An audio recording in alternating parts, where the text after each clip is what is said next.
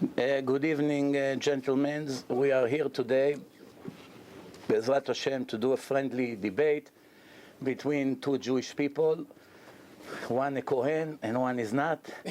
And the people who organized this, the idea is that Mr. Hakakian would ask me all the questions he wants to ask, and my goal will be to answer his question. Also, the idea was that I can prove to him that the Torah, it can be proven scientifically, which means it can be proven that a human being was unable to write the Torah.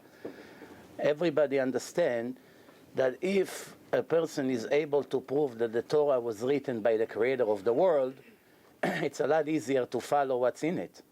But as long as a person cannot prove it, it's a matter of faith. Faith. You want to believe, you believe. You don't want to believe, it's up to you. It's up to you if you want to take the risk or not based on X amount of knowledge. It's not a perfect knowledge. Today, we're going to try, Bezrat Hashem, to leave this room that both of us and all of you will have no doubt that the Torah is divine. I'm going to do my best to answer all these questions. And please, no interference from the audience. Respect the event. We'll try to do it as friendly as possible. Please. Okay, so I get my information straight. According to Torah, the world was built in 6 days or 5 days, and 6th day was Adam and Eve, and they were the first creatures, and then after them, God created the rest. Am I correct? Yes. When was this period? 5,775 years ago. Okay, so according to Torah, Earth was created 5,700 and change years ago. Okay, how are we going to reconcile this with what science has proven otherwise? Okay, so the answer to your question is, science until this moment has never been proven, not speculate, that the world is more than 2,000 years old. As results of that, I made a very serious research to see if any scientist came out with a solid proof that no one can contradict. And I posted on my website, divineinformation.com, I posted a film by a scientist, non-Jewish, American from Texas, by name Robert Gentry. He made 2 films. It's called Fingerprints of the Creation, when he take all the scientific research that was done to calculate the age of the world and criticize one by one and show you where the speculation is, how it's incorrect, it's not accurate, and the conclusion of his research, and you can see it on a 1-hour video, which leaves not even 1% doubt that the world is only a few thousand years old. Now, to make a long story short, because this question can be 5 hours answer, but I will do it in a very short way. First, you have to know one thing. The scientist has been proven that the world has all the lakes and the rivers who connect to the big ocean. And they carry with them every year sand and debris and minerals. It's all connected to the big ocean. The calculation is that the rivers and the lakes are carry with them 400 million tons of salt every year connecting to the big ocean. If based on their calculation, 400 million tons of salt, if you claim the world is only 1 million years old, not 300 billion or all kinds of other ages that the scientists trying to give, if the world is only 1 million years old, multiplied by 400 million tons of salt, the world, the oceans will not have 1 drop of water. It will be a huge pile of salt all the way from the bottom of the ocean all the way to the moon. There will not be 1 drop of water in the world. Why? You do the math. 1 million multiplied by 400 million tons of salt. Ton is 2,200 pounds, in case you didn't know. So, therefore, it will be a huge amount of salt. However, there's another way to prove it. If you and... But you say, I don't understand. No, I said no interference from the audience. No, not from any side. I'm not understanding it either. I mean, well, I didn't finish it. Now, there are also another way to prove it. If now I will ask Excuse me, Rabbi, I don't want to cut you off. You're continuing as though the rest of the statements that you made are necessarily correct. Okay, can you prove to me, please? You have with you a scientific proof that calculate the age of the world, that it's agreed by all scientists? Show me one research like this in a history. That's a good question, I'll tell you. Okay. Neither one of us are scientists. Neither one of us individually are qualified to speak as a scientist. However, we are all qualified to read based on scientific research. For every one scientist that may or may not be there that claims Earth is 2,000, 5,000, whatever years old, there are probably 99 more who claim otherwise. Law of nature, basic logic of human being would say, well, if you go to 100 qualified people, and it doesn't matter what the topic would be, whether it's medicine, science, literature, if 99 of them claim one thing and one claims different, logic dictates that you go towards the 99. Science, through its, first of all, it's science that got us to where we are today, where we can have this debate, we can have it recorded, we can have cell phones, we can have cars, we can live the way it's all product of science.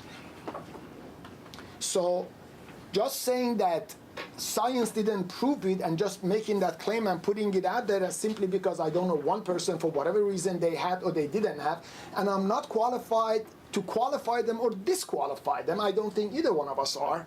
Our trades are different. But logic says if 99 scientists, starting from probably the most renowned people in the world, have believed otherwise, so I don't think the writing of one person is not going to change all of those, at least not logically. Okay, you presented it in a very beautiful way, that 99% of the scientists agree on one age, and there's 1%, which is my side, disagree. Or 2, or 5, or 10. Now, I promise you that obviously after 20 years that I speak, and these questions, I was asked this question at least 10,000 times, and I did a very, very serious research, because I tell you what, because there are certain opinions among Judaism, speculations as well, that the calculation started from the time of Adam, not actually the 6th day of the creation. Therefore, the first 6 days were unlimited amount of time, which can be billions of years old. However, with me, I don't go with what convenient for my opinion. I go what's the truth is. And that's why I made a very serious research.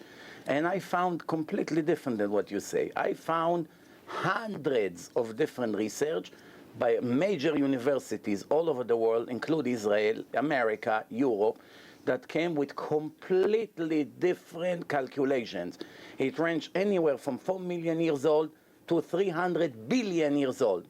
I want to ask you, as a clever gentleman, which I heard you are, so I want to ask you one simple question. If all of us, this large audience here, has to guess how old the person is, we take Mr. X, and I ask all the audience, please, based on your calculation, tell me how old he is. And every one of the 100 people here wrote a different age. And I see it range from anywhere from 20 to 100. Is this considered objective science? It's not an objective science. That's all speculative science.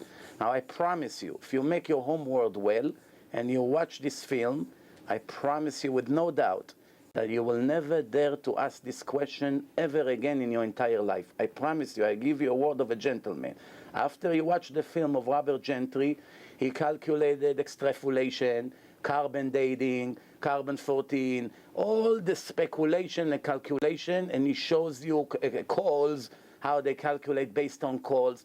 Every one of the methods that they check and learn in the most major universities, and they publish thousands of books about it, how it's all 100% nonsense, and it's all based on speculation. Now again, even if the world was billions and millions of years old, remember, I have a way out of it. Why? because the Torah really started the calculation from the birthday of Adam. The calculation that we know the age of the world from Adam's birthday, which was on the 6th day of the creation. From then we do all the calculation, 5,775. But again, I could have go around your question, but I'm not going around your question. I'm still insisting that the world is only a few thousand years old. I appreciate you don't go around it. However, if you even claim that there was no being on Earth prior to 5,000 or 6,000 years ago, again, science and archaeologists are proving otherwise. They're finding dinosaurs from millions of years ago. The dinosaurs are only 4,200 years old. They all died in a flood of Noah. All the bones of the dinosaurs that were found are only maximum 5,775 years old. Also, they all died because they did not enter the ark, and the ark was found around Turkey in the highest mountain, Ararat. Nobody builds an ark in the sides of a football field in the highest mountain in Turkey.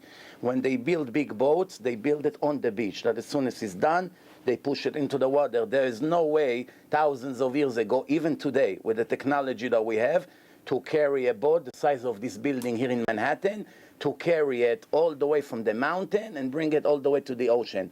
Even the dumbest person in history will not build an ark as was found, and I can even show you the picture of it, exactly the measurements of the Torah, next to the Turkey on the highest mountain of Ararat.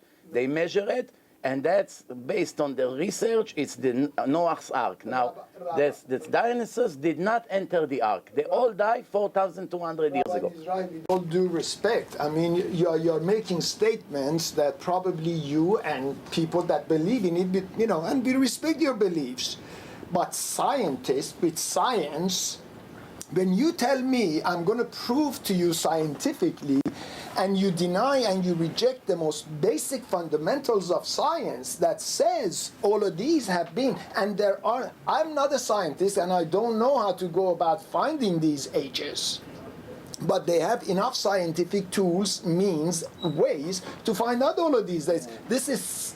When I say I'm going to prove to you scientifically, be careful with what I say. I say I can prove to you that the Torah can never be written by human being. It was only able to be written by the creator of the world. From that statement that I made, you went to a completely separate issue. If you want to focus on what I started, then I can start showing you the proofs. However, I want only one request from you, and then we move on to the next subject, if you don't mind. Show me, please, by name. I want to hear the name of the university, the name of the scientist, the name of the research that you claim that proves beyond any doubt that the world is more than 5,775 years old. The audience that will watch it tomorrow on the internet, they will have the right to go and check your research and to see if it was proven scientifically. Tell me your source. Tell me your source, please. Hold on a second. No, wait. No, tell me now the source, because this is your opening statement. No. Let me first qualify something. Okay. You're telling me if scientifically I show you studies, Yes. probably a lot more qualified people than Robert Gentry? Robert Gentry. Why? What makes them more qualified? And him is a well-known scientist as well. Well, I'm sure there are more well-known scientists. I'm saying collectively they would be more qualified. I'm not taking anything away from him, I just don't know him. Did they all come to the same age? Not coming to the same age, but agreeing that 5,700 is not the number or anywhere near it is a whole different thing. Oh, wait. No, they are guessing. But if they have so many different ages, obviously you know they don't know what they're talking about. That is absolutely Because if incorrect. everyone goes around 4 million years old, let's say, one say 4.1, one say 4.3, one say 3.9 million, then we know they have something in common, that they are not far from the target. But when one say 10 million years old and his friend from the same university say 300 billion years old, and when I turn the Discovery Channel one day and I hear that the world was 20 million years ago, and in another show they say 300 billion years ago when the Earth started to shift. I want you to tell me how exactly it's an exact science. I have never heard 300 billion, but 4 million what I have done, what I read, I don't do research, I read, was in the billions, in the 20 to 30 billion years. However, everyone collectively agrees that's in the billions, not in the thousands. There is a huge Not true. The most popular age of the world among scientists is 4 million years old. Check your homework. I'm sorry. Check. I'm against the 4 million. Okay. But I don't know how you came with billions. The most accepted by science opinion is 4 million years old. Now I suggest, if we look, we can argue about this. Yeah. I say what I have to say, you say what you have to say. The people will be able to do the research. I promise everyone here, and I'm not going to make myself a fool. After you watch the film that I posted, it's not a rabbi. I posted an American non-Jewish scientist that spoke about all the scientific methods to calculate the age of the world and destroyed one by one, and no one of the scientists was able to ever give him an answer until this day. So when someone would be able to come against his research, how he destroyed whatever they found, then we can continue and see. But so far, I'm still giving you one more chance to tell me what is your research, who is the scientist, which university you are following.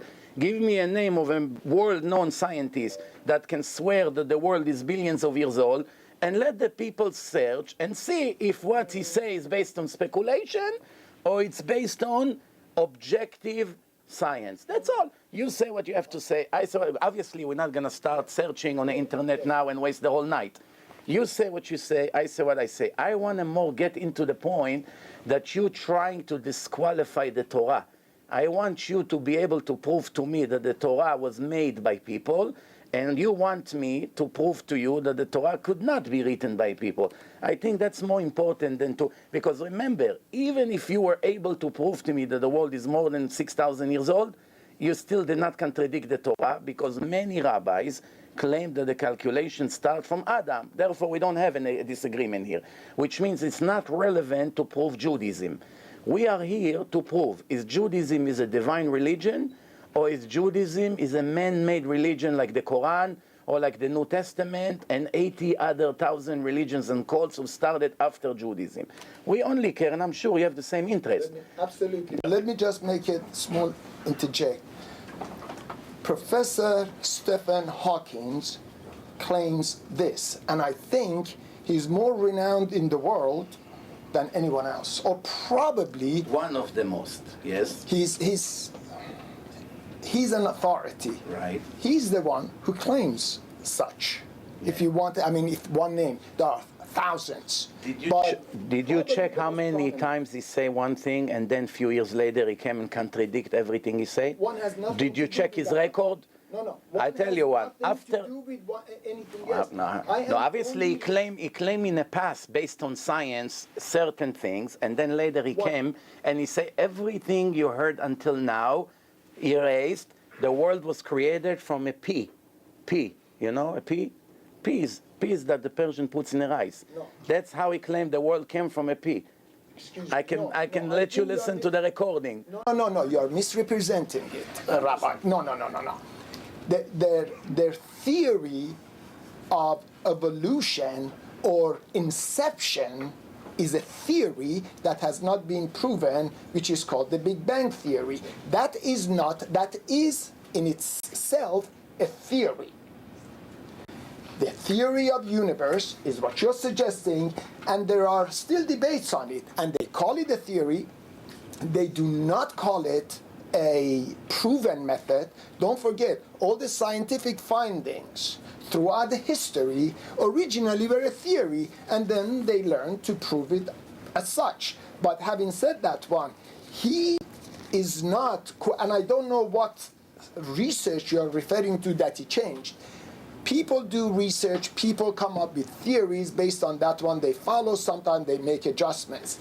But the concept of putting an age on Earth, although you don't want to go there, I mean, you keep on saying, well, I can always say that one. I don't think our issue is, I think the issue should be fact-finding, not, okay, I'm going to give you an answer to keep you I quiet. repeat what I told you. Can you prove to me that Stephen Hawking proved? Remember, the word prove means not a calculation that based on common sense or speculation that sounds logical or things that are convincing when you hear it. I'm talking proof. Proof, it's math. You know what it meant? 2 + 2, it's 4. That can be proven. All kinds of speculation that makes a lot of sense. I can send you millions of speculation that makes a lot of sense. But I want to tell you one thing. Just until recently, all the scientists in the world had a major argument. It divided the scientific world to 2 groups. Half of the scientists approximately claim that the world was always here. Always here. There's no beginning to the world. The other half of What do you mean? World, you mean Earth? the world, the or Earth, universe? Earth. You can say also universe, Earth, universe. Actually, they were speaking about the whole universe. So the whole universe was always here, which means our star was always here, and there was no beginning to it. The other group of scientists claim no, the world had a beginning. Now you have to understand what's behind this argument. If the people who say the world was always here, then they circumvent the issue who created the world, because it was always here, therefore there's no creator. The other scientists, and there's nothing to do with religion, it's just a pure scientific argument. The other group of scientists claim, no, the world has a beginning. Now the argument is over. In the last 20 years, everyone agrees in a scientific world, the world had a beginning. The world was made by a creator. How do they know? They check that the universe is expanding, expanding constantly. Therefore, if you press rewind on your video and you go with the universe all the way to the beginning point, it gets to a point that was a simple dot. You understand? Or it was a beginning of a creation, which obviously there was a beginning, because there's no way to shrink to a point that you can continue and continue. At one point, that's it. You got to the minimum of the minimum. Therefore, they came to the conclusion that the world was created and it started by someone. We're not going now into the... Or started somehow. Somehow. Yeah. Yeah. Well, my personal belief is something happened, and we can call that God. No problem.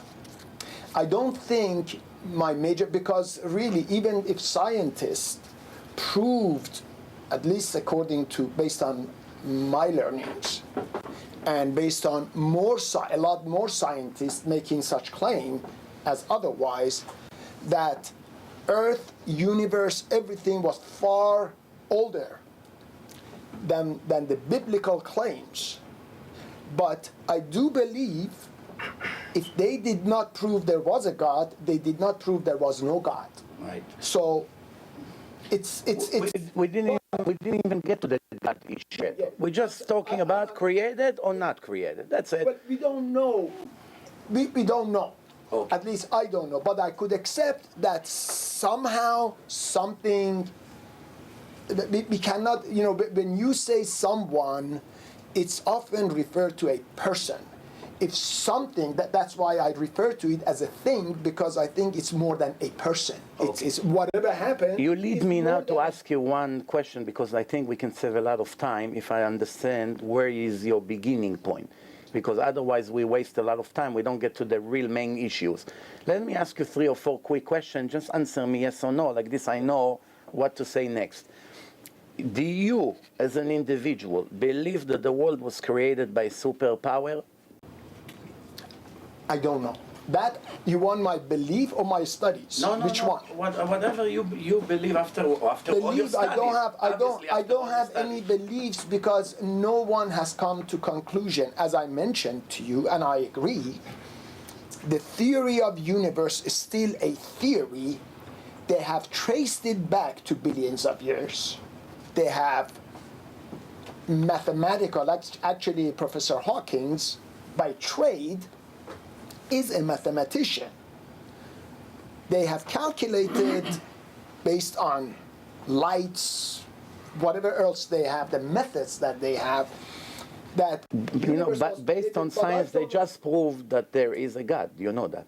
They just came out a few months ago with a big machine that I worked on that for many, many years. Well- Actually, scientists, for the first time in history, proving that there was an intelligent superpower, you call it God, you call it something else, that created the world. But let me just ask you a few short questions. Okay, so you're not sure if it was created by a superpower or not. I'm not qualified. Okay, now. Even what I believe doesn't matter. Okay, now do you think, can you point at one thing that was ever made in this world that we live in? In the world that we live in, there's trillions of things that were made from the day one until now.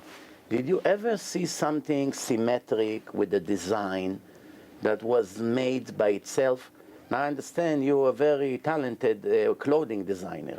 If I come to your factory and say to you, this shirt was made by itself, no one ever cut it, no one ever designed it. Accidentally, the sleeves connected, the buttons know how to come, the holes came exactly next to it, and here you have a beautiful $10,000 suit, and it was made by itself. Would you call 911 and tell them, come take this psycho quickly to evaluation? Yes or no?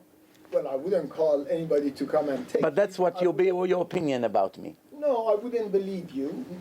You would know it's nonsense what I say. Yeah, but you could always say Wait. it was a miracle. Oh, okay. Now, miracle. How many times the same miracle would repeat?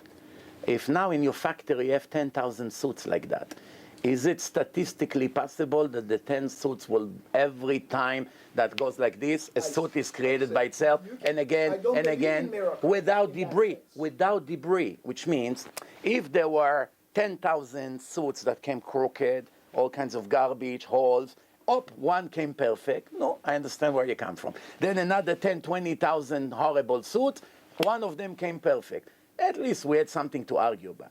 But since I don't believe that any suit came out of your factory not perfect, I don't believe in miracles, so it's all settled. all right, so you I know don't believe any that you suit know can- that a person that we claim that a watch or a computer or a camcorder or a suit was made by itself is not 100% normal. You agree?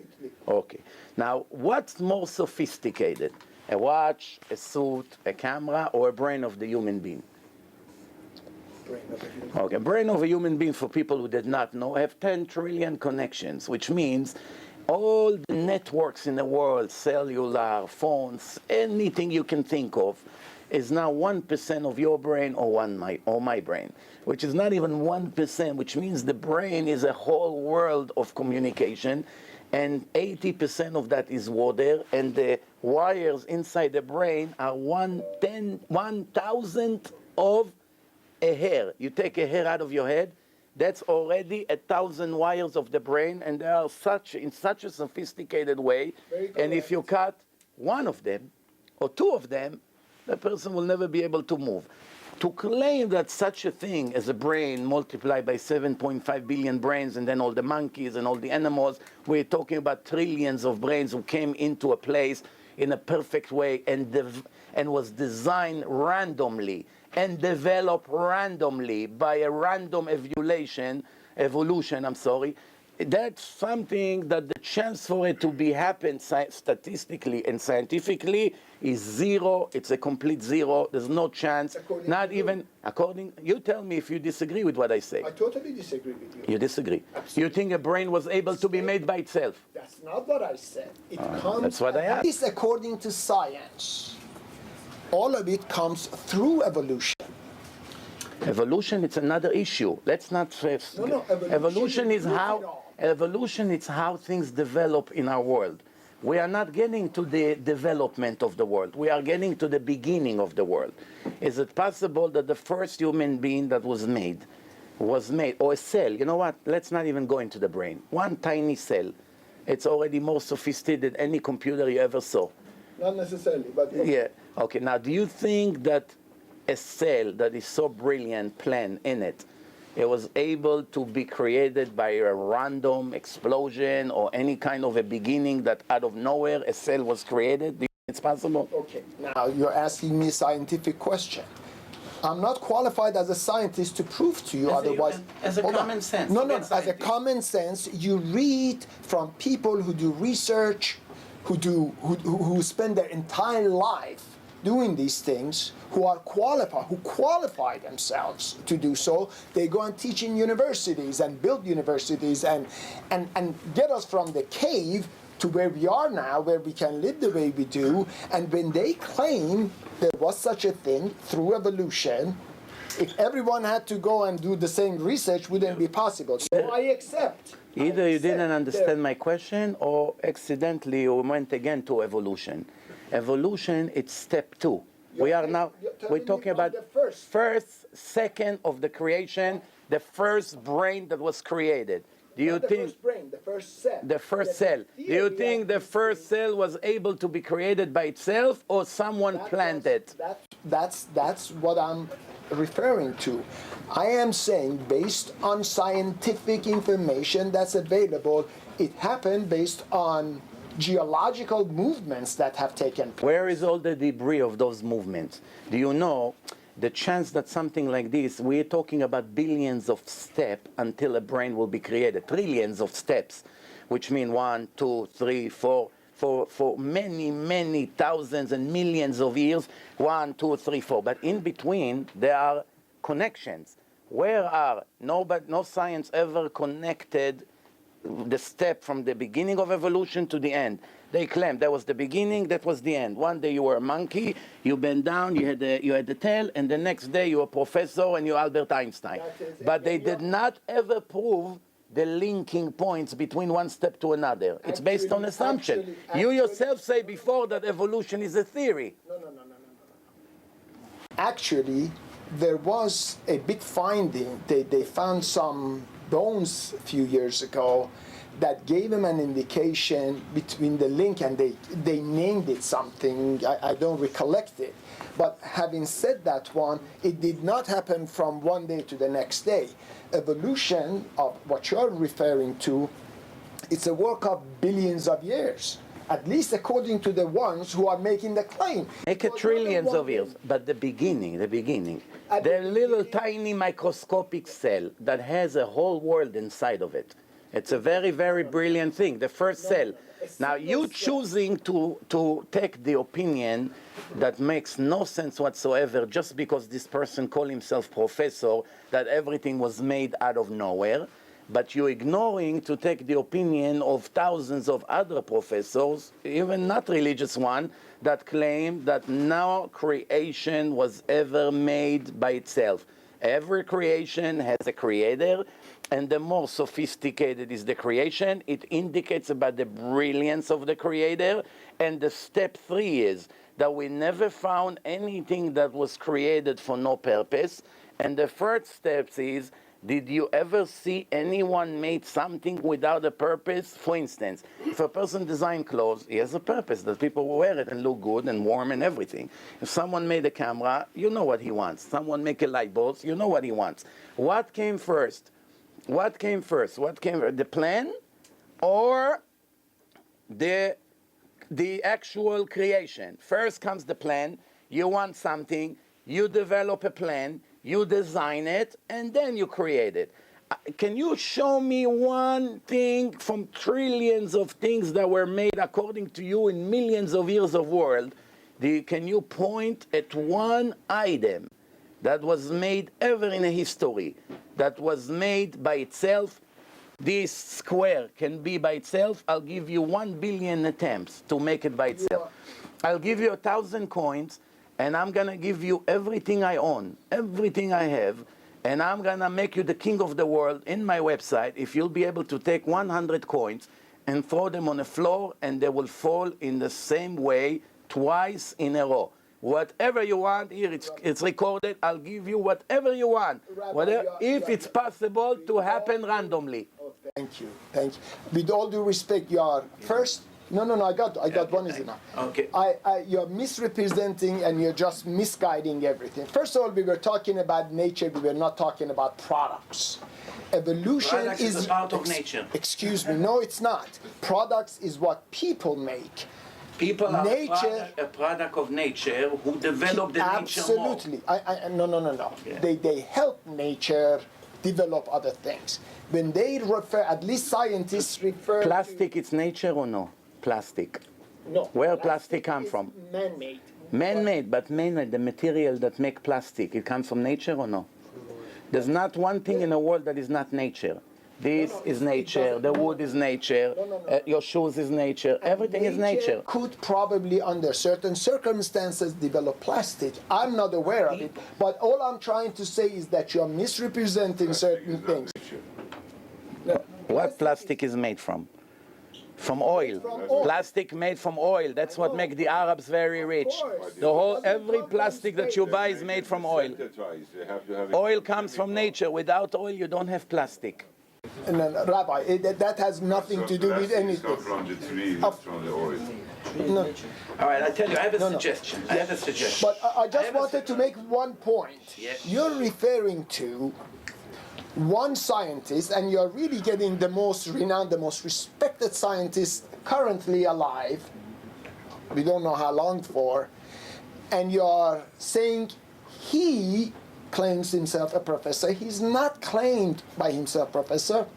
He's a renowned, accepted, logical, well-informed, well-read, well-studied individual. And then on the other side, you say thousands of others. I think the ratio is the reverse. Who was bigger, Albert Einstein or Stephen Hawking? They're both great. But who is much bigger? Einstein is well. Do you want me to read to you a few quotes from Albert Einstein? No. Do you Why want me don't to? Google. You told me this thing last time, and I suggested the same thing. Okay, here, I came ready for you, Albert Einstein, because he told me that you're going to ask me that. Einstein, if you Google, and everybody, as you said, we don't have the time. I recommend everybody Google Einstein on religion. His opinion, it's not a one-sentence thing, because if you take one sentence out of a book, it could mean totally different than when you read the book. So I think I encourage everyone just to Google. Not that it would matter. Look, here I'm convinced. I'm not trying. I'm not trying to change You give me anyone's permission to opinion. read two sentences from Albert Einstein but it would and be tell me if it's irrelevant, but open yes. for interpretation. He said like this, Albert Einstein about religion. And by the way, I took it from a secular website, nothing to do with religion. It says like this. It says, God is not playing with dice. That's when he spoke about the mechanica de quantum. Mechanica de quantum, he said God is not playing with dice. I claim that the religion, the cosmic religion, is the strong mother and the superior to scientific research. The religion is using the word religion. Then it says, I believe in a God of Spinoza that is revealing himself. Spinoza was a Jew.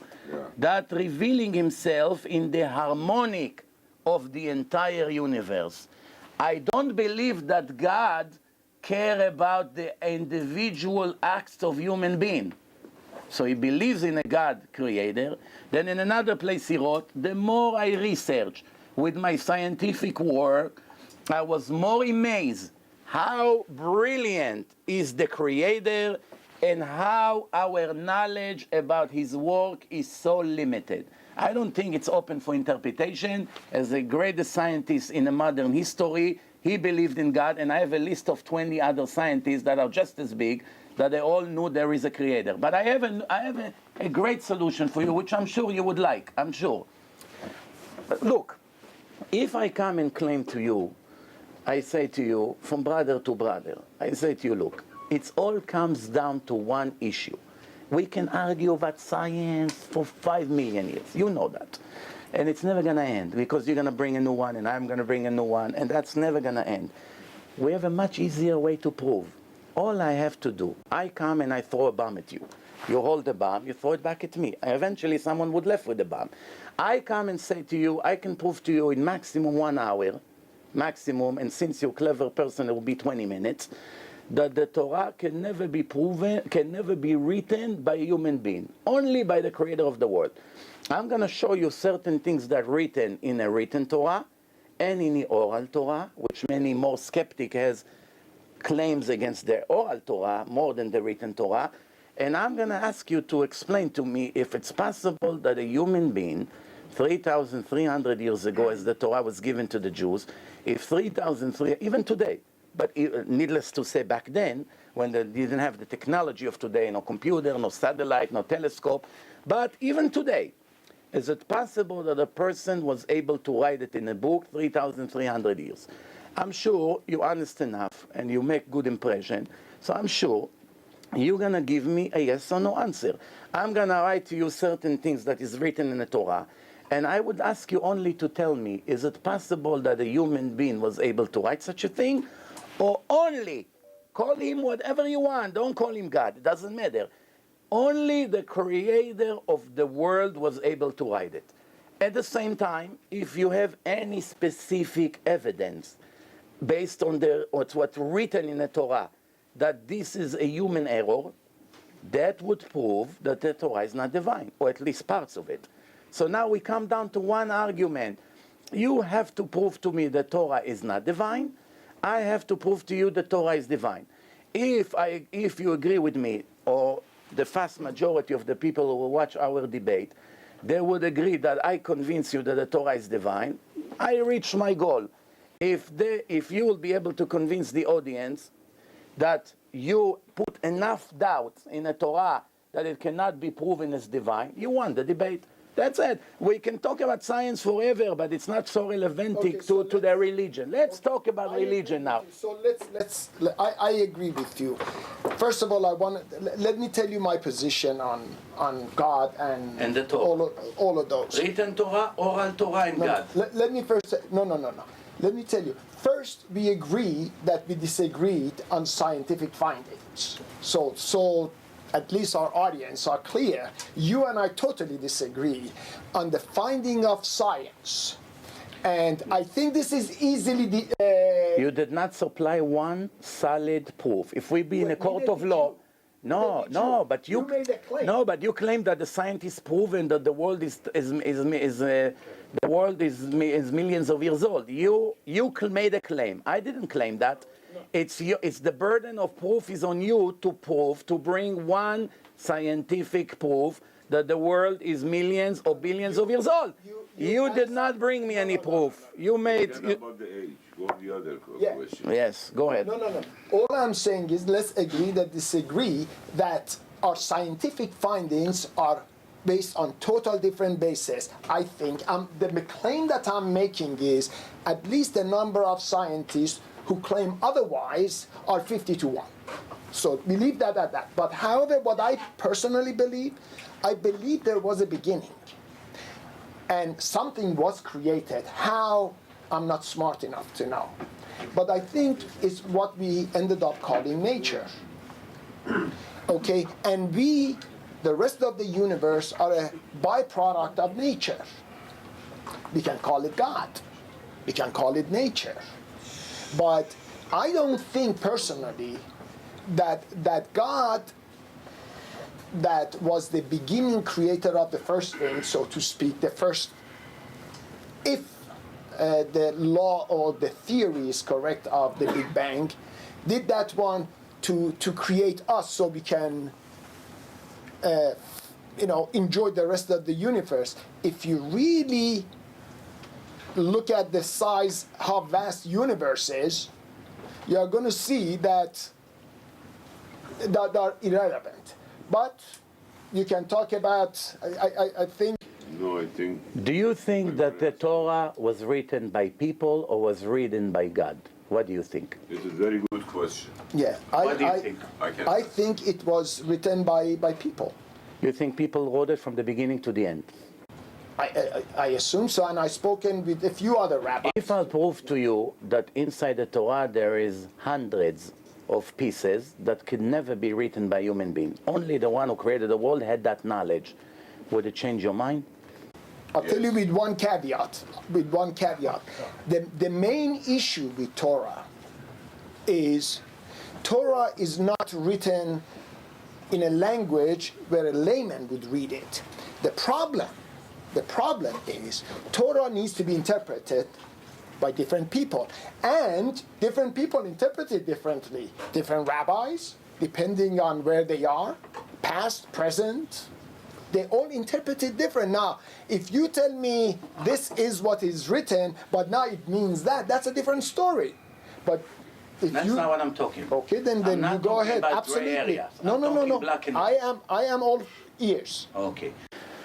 I'll give you the first proof. According to Judaism, before there was a Jewish calendar, 2 witnesses has to come. They testify by the renewal of the moon. Once the moon renewed every month, Judaism goes based on the moon and based on the sun. The Christians go based on the sun, and the Muslims go based on the moon. And there's 11 days and change difference between the year of the moon, the year of the sun, which means every 3 years the holidays would move on a calendar by approximately a month. Now, the Torah says that the Jews, since they depend on this calculation, they have one limitation. What's the limitation? Passover must always be in the month of the spring. Pesach, Chag Aviv. Passover, holiday of the spring. And since in a divine book you cannot have any human error, you cannot have. If Pesach would be in December, when everyone is freezing, then you see the first mistake in the Torah. And that will be very easy from now on to have question in almost everything in the Torah. Because once you have a mistake, like the New Testament and the Quran is full of mistakes, if you watch some of my videos, you're going to see, once you find a mistake in the written or in the oral Torah, then you know that everything else is questionable and makes your life a lot easier to prove your point. You don't need to go through science and all kinds of speculation. You would come and say, you see this? This is a mistake in the Torah. Therefore, it cannot be from God. Just like in the New Testament, it said that the cave of Abraham, Isaac, and Jacob is in the city of Shechem, Nablus. And every fool knows it's in Hebron. And God doesn't make such mistakes.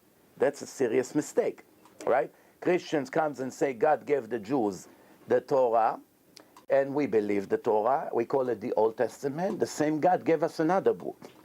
And once we go to the second book, we find over there are contradiction to the first book, which means God never gave them the book. End of story. It takes 5 minutes to prove it. Same thing you can do in the Torah. So now let me explain to you what the proof is. The Torah say that one time, it's in the Talmud, it's mentioned in the Talmud, the Torah say in Masechet Rosh Hashanah that witnesses came to the Beit Din, and Rabban Gamliel, the president of Israel, that day it was his turn to sit in a Beit Din waiting for the witnesses. You need minimum 2 to come and testify by the renewal of the moon. Few witnesses came, and they told him, now it's the renewal of the moon. Because I'm not as educated as you are, you need to explain this. I don't understand what you mean, so I'm lost. So ask me what you don't understand, and I'll tell you. What do you mean to testify? testify? I tell you, you look at the moon, right? In the beginning of the month, the moon is very small. On the 15th of the month, the moon is full. Yeah, because and then it closer and reduces. further to Exactly. So from the beginning to the middle, it's growing. From the middle to the end, it's decreasing, the moon. Yeah, right? it moves away. A And cycle of the moon is yeah. approximately 30 days. Yeah. Approximately. Absolutely. Okay, so now in Judaism, thank you very much. In Judaism, the renewal of the moon, it's something very critical. What's critical about it? All the holidays, for instance, if the Jews will eat on Yom Kippur, or they will fast on Yom Kippur, it depends if you know to announce the renewal of the moon on the right day. Because if you miss by a few hours, if you do it after sunset, everyone will eat on Yom Kippur, and everyone would fast in the following day, which is a big tragedy according to the Torah, that all Jews in the world will not fast on Yom Kippur. So it has to be very accurate, which within seconds. Why? Because if sunset today, it's 5 o'clock exactly, which means if one witness would come and say 4:59, now it's the renewal of the moon, and the second witness would say it's 5:02, that's a big difference. If you go based on the first witness, everyone would fast on one day, and if you go on the second one, everyone would fast on the following day. So this is one of the most important things in Judaism, to know where the holiday is going to be, where to celebrate Passover, where Rosh Hashanah, which is the Judgment Day, when Yom Kippur is, when Shavuot, all these things, it depend on the renewal of the moon. So now the Gemara says that Rabban Gamliel was sitting waiting for witnesses to come. The witnesses came, and they say to him, now, it was a cloudy day, now it's the renewal of the moon. Now he's sitting inside the building, and they came from the mountains. People waiting and to see when the moon disappear, and right beginning to grow, they run to the Beit Din, Because remember, there was no Jewish calendar. Today it's very easy. You go in a calendar, it's all pre-calculated. But back then it was done manually every month. So the witnesses came and they say to Rabban Gamliel, now it's Rosh Chodesh. Now it's the renewal of the moon, therefore the Jewish month started as of now. And he said to them, all of you are wrong. It's in the Talmud. It cannot be. And this is what he said. The renewal, this is how we receive. This is how we open his statement. This is how we received from generation to generation all the way to Moses. The renewal of the moon can never be less than 29 days and a half and 2/3 of the hour and 73 parts of the minute. If you do the math, which I can show you later, all my slides, I don't want to waste now time, it's going to take a long time. Everything you ask from me, sources, I'm here. I'll give you my card, my email, anything you have question, you get all the sources. By the way, everything that I'm telling you now is in my film, Torah and Science, which I brought you a copy, so later you can go over it and make your notes, and you can get back to me. So now it says like this. Calculation of the renewal of the moon. The renewal of the moon, which is millions of calculation. Every month it's different than the other month. The world is moving, all the galaxies are moving. So every month is different than the month before. The Gemara says, the Talmud, which is 100% oral Torah. It's in the oral Torah. The renewal of the moon will never be less than 29.530590. I repeat. The cycle, the minimal cycle of all the moons from now for eternity, as long as this world exists, will never be less than 29.530590, which is 6 digits after the decimal point, and it was written 2,000 years ago in the Talmud when there was no calculator. Now, if I show you right now, if you want, I turn my screen to you, a research of NASA, the institution of science in the United States, and the Germans, which are even higher than NASA, the scientists of Germany. Both of them did their research and spent billions of dollars and thousands of employees and measurements and everything. After many years of research, they came with they published the minimal cycle Earth-Moon system. 29, the Americans, 29.530588. The Germans, 29.530589, which means the difference between Americans to the Torah, it's 2/10,000 of a second. Take 1 second here, 1, 2. Take that period, divide it to 10,000 pieces, take 2 of them out. That's the difference between what the Americans discovered by investing billions of dollars and what the primitive oral Torah from 2,000 years ago, when there was no telescope, no satellite, no nothing, the Torah wrote the renewal of the moon will never be less than this number. Meaning, if it will be 29 days and 12 hours and 40 minutes, and it will be 2-3 minutes below that number, based on scientific, objective science. You see, this is science. I use science all the time to prove the Torah. The difference between you and me is you choose from science all kinds of speculation to back your opinion up. I don't work like that. I work with what's real and can be proven and what's speculation. When I have speculation who back me up, I don't use it, even though it's backing me up and I can fool the audience. It's not my style. I work only with what was proven. This is something that was proven. Scientific, it's objective science. It's calculation. They both did different research and they came 1/10,000 of a second different between the Americans and the Germans.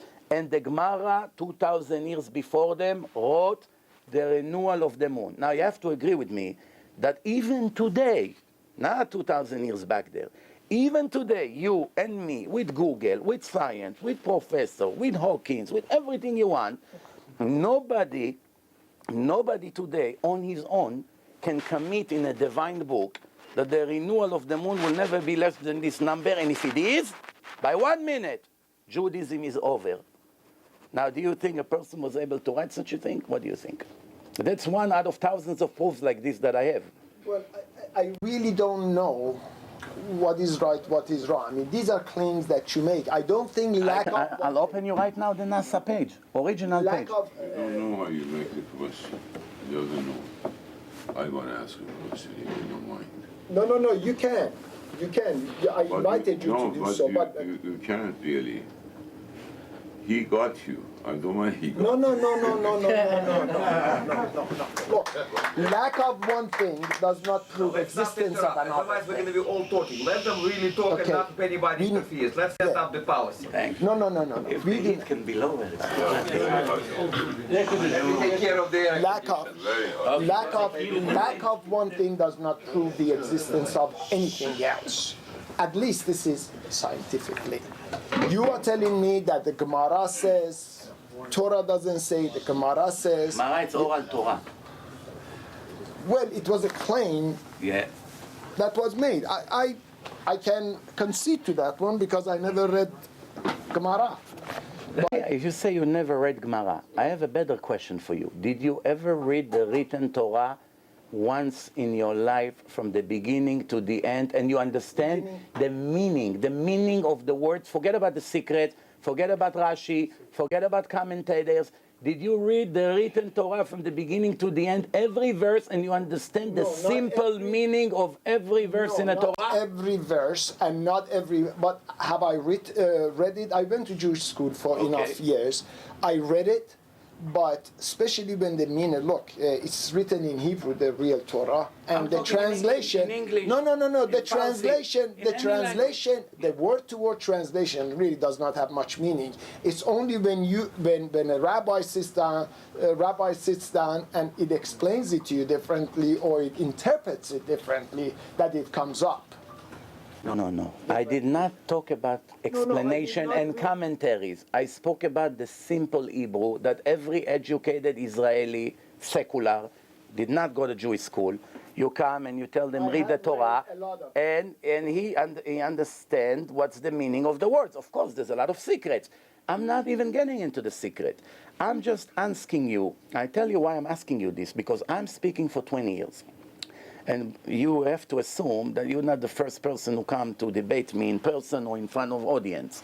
It happens many times in the past. But I tell you with my hand on my heart that 20 years, millions of people already listened to my lectures. And I spoke in 5,000 different events and seminars all over the world. And I have so many CDs and websites that are one of the most successful in the world. But I promise you now, and this is unbelievable what I'm telling you, but I promise you, that it's not a lie, that not one time I had one secular Jew that come and criticize the Torah and doubt the Torah, that ever read the Torah once to understand the simple meanings of the words, not include the secrets, not include the oral Torah, just the simple meanings of the Torah. And I promise you one more thing, and I hope you believe me, that if you go home and you put a week from your time, from your businesses, and you read the Torah from the beginning to the end, you will never need to debate anyone. You would not need me to prove to you that Torah is divine, because by you reading all the strange things that are written in the Torah, you would know already as a clever person, no human being would write such thing because he has no incentive to write about sacrifices, putting the blood over here, putting the blood on the toes, cleaning the house for some crumbs, because if a faker would write the Torah, he would want fame, he would want money, he would want control, he would want to be famous in history, he would want to get something for himself. But if you read the Torah, you see that the writer of the Torah, if you claim he was a human being or a rabbi, whatever you call it, did all the mistake that it's possible to make his life difficult. First, he wrote on himself that he's stuttering. Second, he wrote on himself that God punished him and he never entered the land.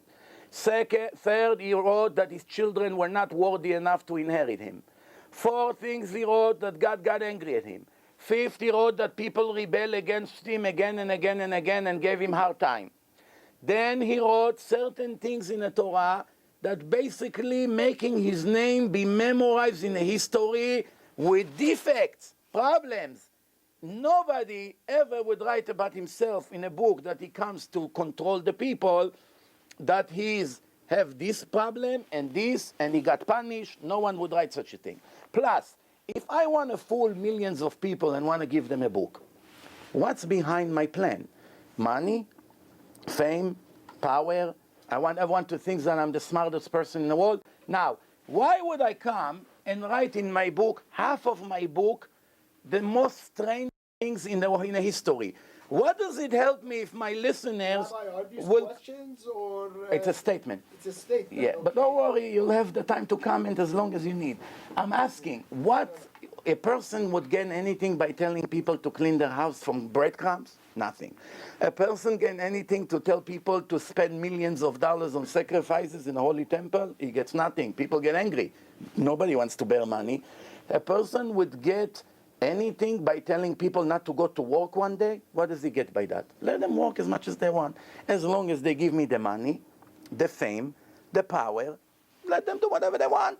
You can do whatever you want. You can marry, you don't have to marry, you can, whatever you want. You don't have to pray, you don't have to close your business one day a week. What is in it for me? The more I make it difficult, the more you hate me. So if I'm a faker, if a human being will write the Torah, you will not find one incentive, one reason for him to write such a book. What did he get by that? You are referring to Moses, I'm assuming? Yes. I didn't claim... Anyone. I didn't claim that someone else other than God or Moses, or, I don't know who wrote it. What I would assume, at least based on more reformed rabbis, Torah has been written over time and it has been corrected until a certain time, and then they did not. But however, it's not like to say, okay, because certain thing is said, so it's divine. You tell me from the beginning, when let's say Moses brought all of those people out, according to some claims, what, 2 million people came out? More than 3.5 million. More than 3.5 million people came to the desert, okay?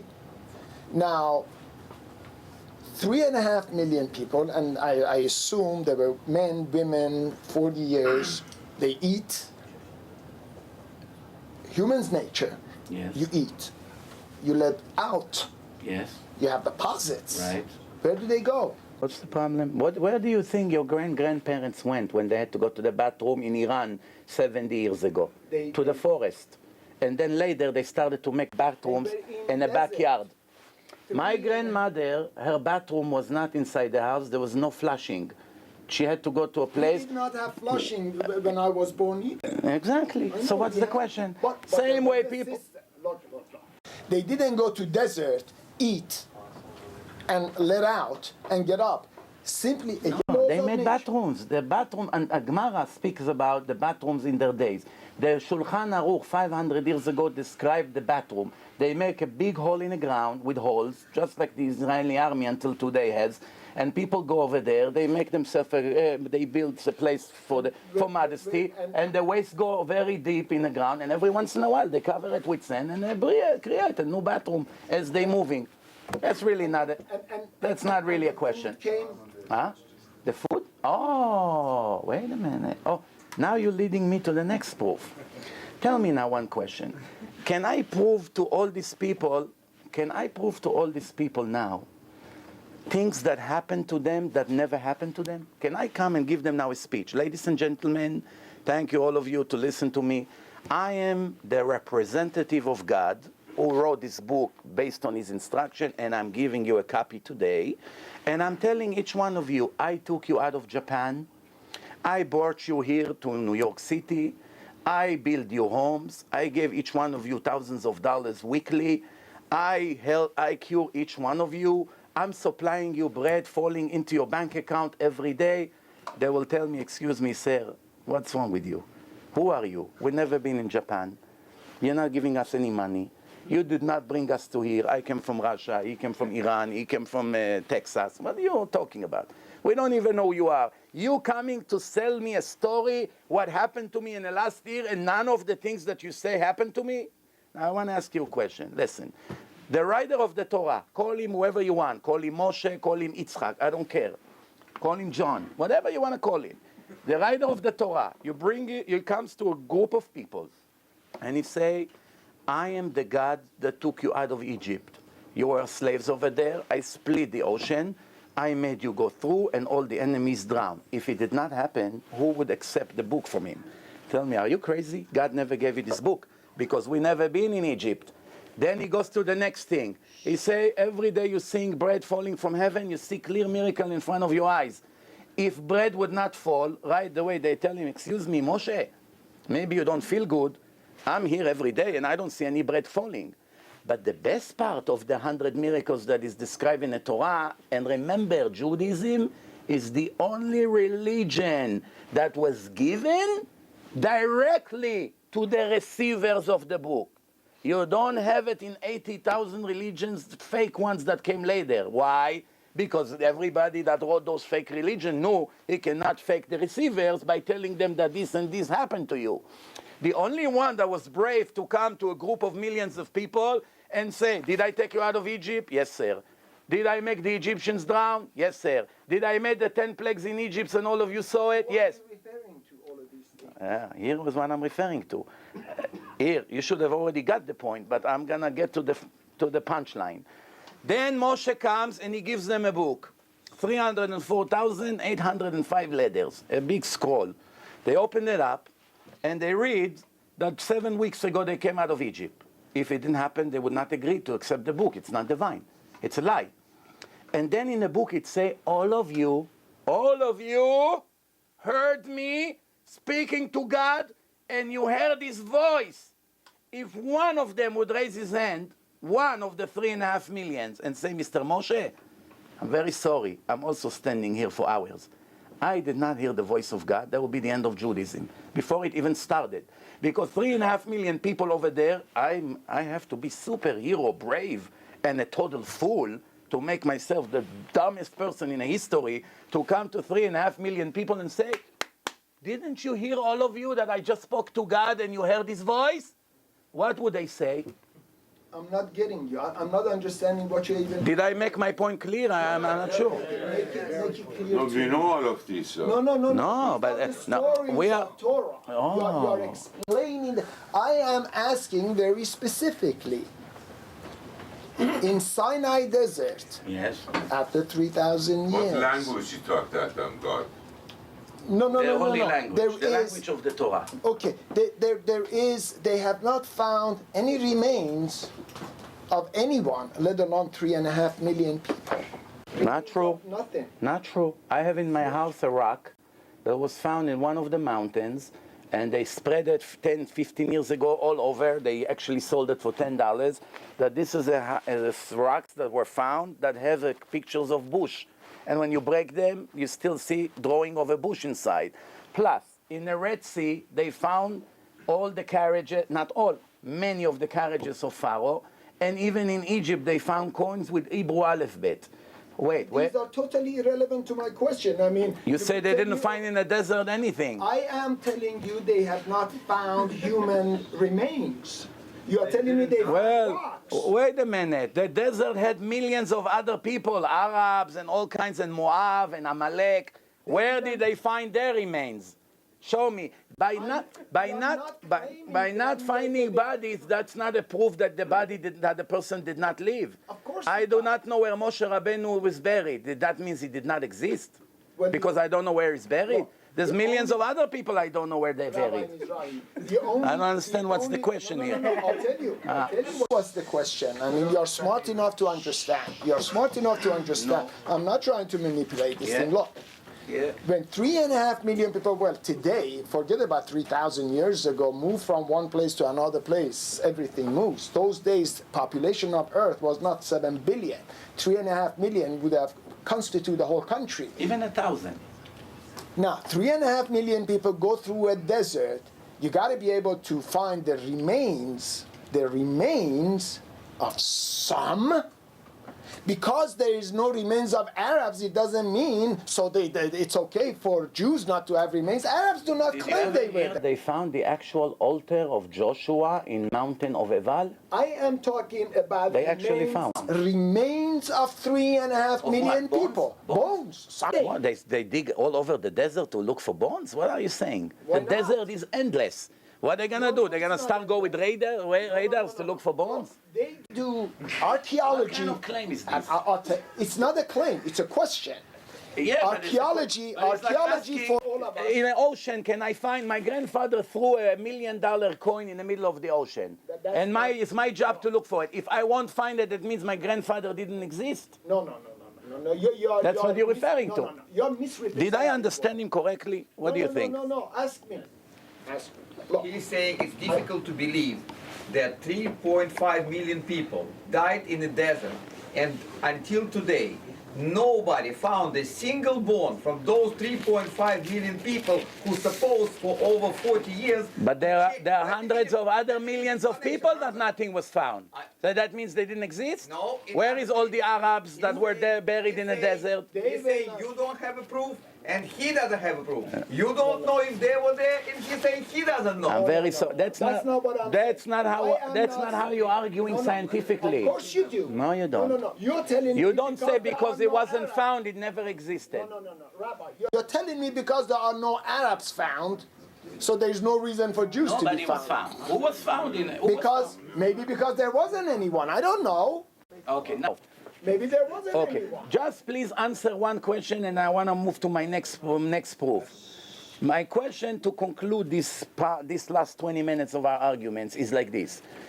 Do you believe that a person that would like to fool, and remember, the Torah could never be planted in history for one simple reason, because the Torah is writing that the Torah was given to the actors of the Torah, which means when the faker, according to maybe what you believe, that faker who wrote the Torah and made it up had only one way to convince the people.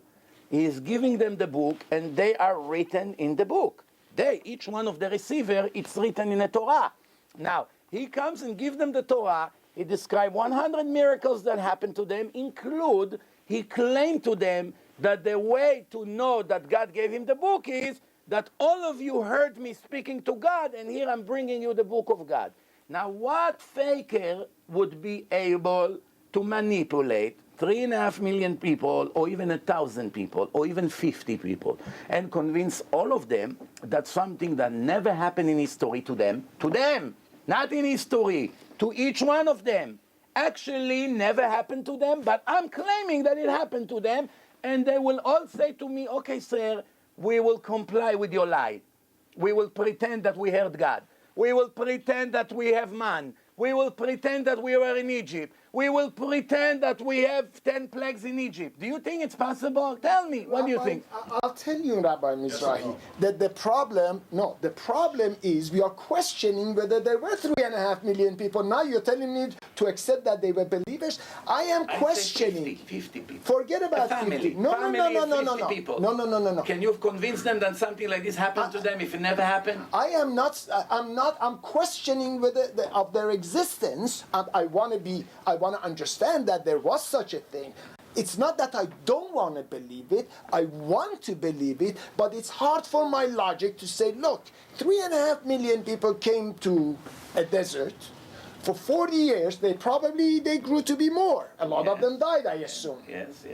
According to Torah, all 3.5 million, and the new generation. Only few went in. Yes. Okay, and probably during those days, because life expectancy in those years were far less than now, so probably it's going to, it could have grown to 5 million or whatever in the desert, and with all the archaeological nobody digs in the desert. Excuse I don't me. understand. People only. Rabbi, I let you finish. No, people. No. I I just want to make sure I understand your response. Yeah. You are telling me simply because Arabs were not found, it's okay for no remains to be found in the desert of somewhere between 3.5 to 5 million people.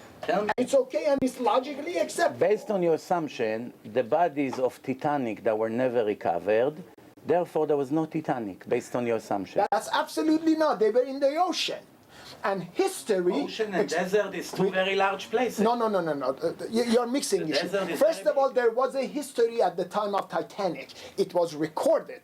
There is no other history. At the time of the Torah. Do you know there was no other historical writing about Torah or what happened to Egypt other than Torah. There is no history written elsewhere. If you again Google all of those, the only reference that is Torah. And I'm not saying it's right or wrong. I am questioning for a logical individual how to accept that 3.5 million people for 40 years increased to whatever else, and there is no finding of desert. And you're trying to convince me that I shouldn't know this, Well, I shouldn't ask this. I repeat You're what I not- told you. you're Not telling me finding, there should be there. not finding bones doesn't mean those bones did not exist. You know that scientifically. That's not a Absolutely claim. not correct. That's not a claim. Not for. Yeah, Well, if you people read- would hear No, this no, no. recording and they'll know that that's not how you contradict science. No. If you refer to 1, 10, 20, limited number of people, But the people died in different places. They're not all died in one place. that's exactly why. in So why you every part suggest? of it, you So, should find wait. something. So wait a minute. What do you suggest? That people will start go to the desert and gamble. They're gonna make a big hole over here and a big hole over there, and they walk for 1,000,000 years until they find bones. That's what you suggest? No, Do archaeology. you think that's how archaeology works? Look, they found so much everywhere else in the world, whether it's Greece. Thank you very much for saying it. Egypt. Tell me, all the archaeologists that they found anything in Israel, the city of David, the Western world was also covered at one point. Everything they ever found, the altar of Joshua ben Nun, as is described in the book of Joshua, coins that were found yesterday. They just found a big treasure in Jerusalem under the mosque yesterday. All this, how the archaeologists knew to go with toothbrushes and to dig over there for years, how did they know where to start their digging? Based on the Tanakh. Without the Tanakh, almost no archaeology would ever be found. And that leads me to my next proof to you. Now, you know Jews are allowed to eat kosher fish. What's not kosher, it's not allowed to be eaten. The Torah says, since there are millions of different kinds of things that lives in the ocean, the Torah said to the Jews, in order for you to know if it's kosher or not, you need 2 witnesses, 2 signs, fins and scales. If it has fins and scales, it's kosher. If it doesn't have one of the 2 or both, it's not kosher. Now we go to the Oral Torah that speaks about this verse. And you have to know one thing in case I did not say it until now. The Oral Torah, you cannot understand one of the 613 laws in the written Torah without the Oral Torah. You would not understand how to write the Torah, where to put the comma, how to make the Sefer Torah, from what animal, with what ink. You would not know what tefillin is. Tefillin, even conservative, some of them put tefillin. So they would never know how to make tefillin, because all the instructions on how to make tefillin, there are more than 1,000 instructions how to make it from the time it was a cow until it became those black boxes with all the written inside and every little detail, which if one of them is incorrect, the tefillin is not kosher. None of that is written in a written Torah. Circumcision of the baby, most Jews, even atheists, they circumcise their baby. How do they know where to cut? Because in a written Torah, it doesn't say where to cut. It's only in the oral Torah that it says. I think we are getting off track. It's not about making certain claims. There are specific questions, and I think it would be enlightening if people found the answers for them. At least people like myself, probably like him, he's more of a believer than I am. And I invited him to be a part of our questioning source. So you are telling me that there are remains, or there should In be the Red Sea. remains. They found in a No, Red Sea. no. In the desert. Well, between Egypt to the Red Sea, you can only get to the desert. You cannot be anywhere else. No. I am. When you crossed from Egypt, when you found all these carriages, just as the Torah described, what is carriages? No one claims that in old Egypt there was no carriages. No, inside the Red Sea on the way to Israel. Or no, I'm not saying there is. I'm not saying there isn't. You can go on Google and find. No. There are many videos of discoveries in the desert I am saying and that in the Red their Sea. existence or lack of it does not prove or disprove anything. That's all I'm saying. My question is addressed very specifically. Since the nation of Israel was in the desert for 40 years, the big desert and traveled from one end to the other end, and they were in the millions, are you saying there should not be any remains, or there are that we haven't found? There are some that we found. There are There some. have not been found anything. So, There are so you're some. on There are record. some that Your claim is very 100. correct. Wait, again. There are some that were found. There are some who were not found. Not finding something that is written in a book from 3,300 years ago, it's not a proof that that something did not exist scientifically. Therefore, you don't have any claim against what I say. No. Your statement is To incorrect. prove that I don't have a Nothing was sister, you cannot. You can prove that I have a sister, but you cannot prove that I don't have, because she can be anywhere in the world. By you not finding her doesn't mean she's not alive. Now let me conclude what I told you about the fish, because this is very critical for this debate for you as a seeker of the truth, which I believe you are. It's very important for you to hear what I have to say about this fish. The oral Torah comes to the Jews and say, everything you will ever find in the water, 72% of the world is water. As you know, it's almost 3/4 of the world. Everything you will ever find, everything that you will ever find, that's more than 40,000 different kinds of fish and many other things. Everything you will ever find in the ocean, if you found scales in a body of that creature, I guarantee you, you will have fins. You will never, you will find creatures that have fins but do not have scales, like shark, dolphins, and others. But you will never find anything that have scales and did not have fins, which means the writer of the Torah took a huge risk. He took a huge risk. Remember, half of the things that lives today in the ocean did not even exist when the Torah was written. Why? Because they always merge and create new species, like you say, evolution. The world is always developing, and new creatures are being created between mixing of the species. Plus, it's been done by scientists all over the world. They do it on purpose, for all kinds of purposes. Until today, for 3,300 years, nobody ever found, nowhere in the world, in the water, something that has scales that you scrape them and the scales are falling off, just like the kosher fish. Nobody ever found anything that has scales and does not have fins. Now, I want to ask you a common sense question. If a person is a faker and he comes to write a book of religion and claim God gave it to him, what normal person will take such a huge risk writing in a book that if you find one fish like that in the ocean one day in the future, my whole book became a toilet paper. You put it in the garbage. I love it. Why would I take such a risk? Why? I can fake the people without putting myself in jeopardy. He knows. It's very easy. How do you know one It's like person? the Bill Gates. How is the Bill Gates knows? Do you think he's No. God? Do you know one Do you person? believe Bill Gates? Bill Gates, what should Bill Gates Yeah, have to Bill do? Gates. What changed the whole What world? does it have to do with Bill Gates now?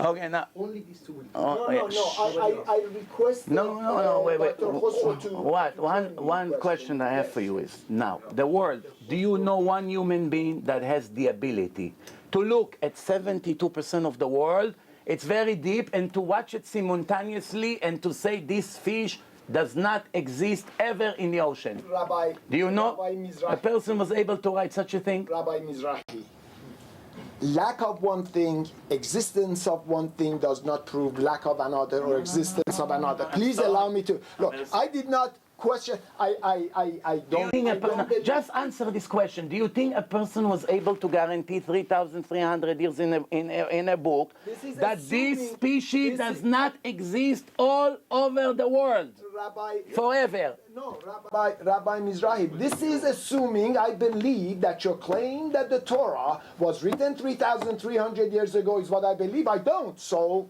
How old do you think the Torah is old? I How have old? that, I'm not a scholar. The Torah is before According- the Torah is before the temple was destroyed by the Babylonians. According to the whole world, it was 2,600 years ago. So according to science and according to the nations, not the Jews, the nations, everyone agree that the first temple was destroyed by the Babylonians 2,600 years ago. Okay. And the temple was built based on instructions only of the Torah, no other books.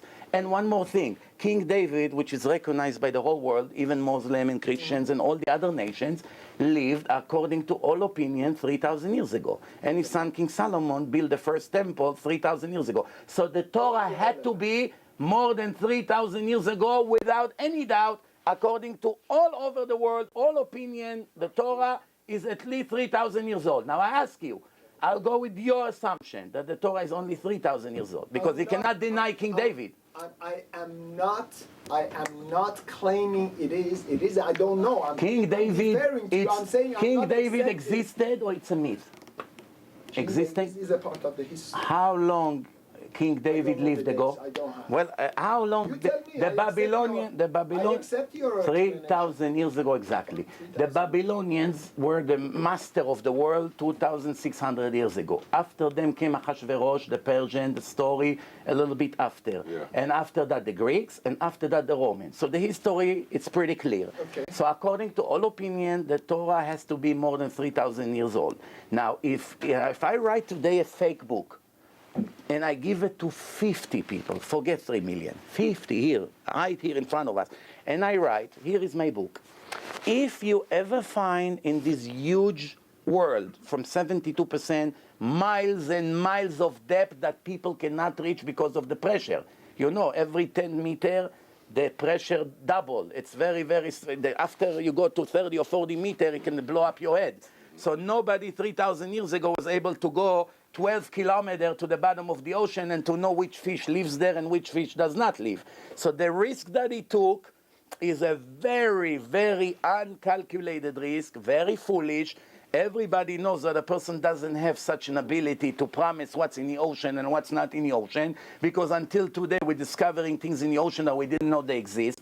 So he wrote, if you find one species that have scales and did not have fins, the Torah is over. Why? Because that's going to be a mistake in the Torah, in oral Torah, remember, not written, oral. The oral Torah committed to that, which means all you have to do is to bring... The oral Torah written. The oral Torah was given to Moshe Rabbeinu orally, verbally, the same day that he received the written Torah, because inside the written Torah there are few verses that proves it. One, it said, these are the Torahs, in plural, that I put in the hand of Moshe in Mount Sinai. And then it's 3 times in the Torah, it says, do as I showed you in the mountain. What did he show him? There's no record in the written Torah. He said to him, make the menorah as I showed you in the mountain. Do this as I showed you in the mountain. Do that as I showed you in the mountain, which means he showed him information that are critical for the truth of the Torah verbally. Now you may ask me, why God didn't write everything in one book and finish? Why to give so much knowledge verbally? 99.9% of Judaism, it's oral Torah. The written Torah only tell you the history and the name of the 600 commandments. It does not give one instruction how to keep the Sabbath, how to circumcise the baby, how to make tefillin, how to make the holidays, nothing. Everything was transferred from rabbi to student, from father to son. Now, why God did not write everything in a book and finish? The answer, if everything would be written in one book, the size of the book would be all the way from here to the end of over there, because you know what the Talmud and all the information of the oral Torah, it's too much. And remember, in the old days, we didn't have printing like today. So there were, today, when they let me pick up the Torah, I'm begging to God that it won't fall from my hand, because it's very heavy. Now multiply it by 1,000. Nobody in the history would be able to even pick up the Torah, so it's not realistic. But the main reason is not what I told you. There's a much better reasons for it. The reason is, Gentiles that want to join the chosen people, the Jewish nation, they have to go through a conversion process.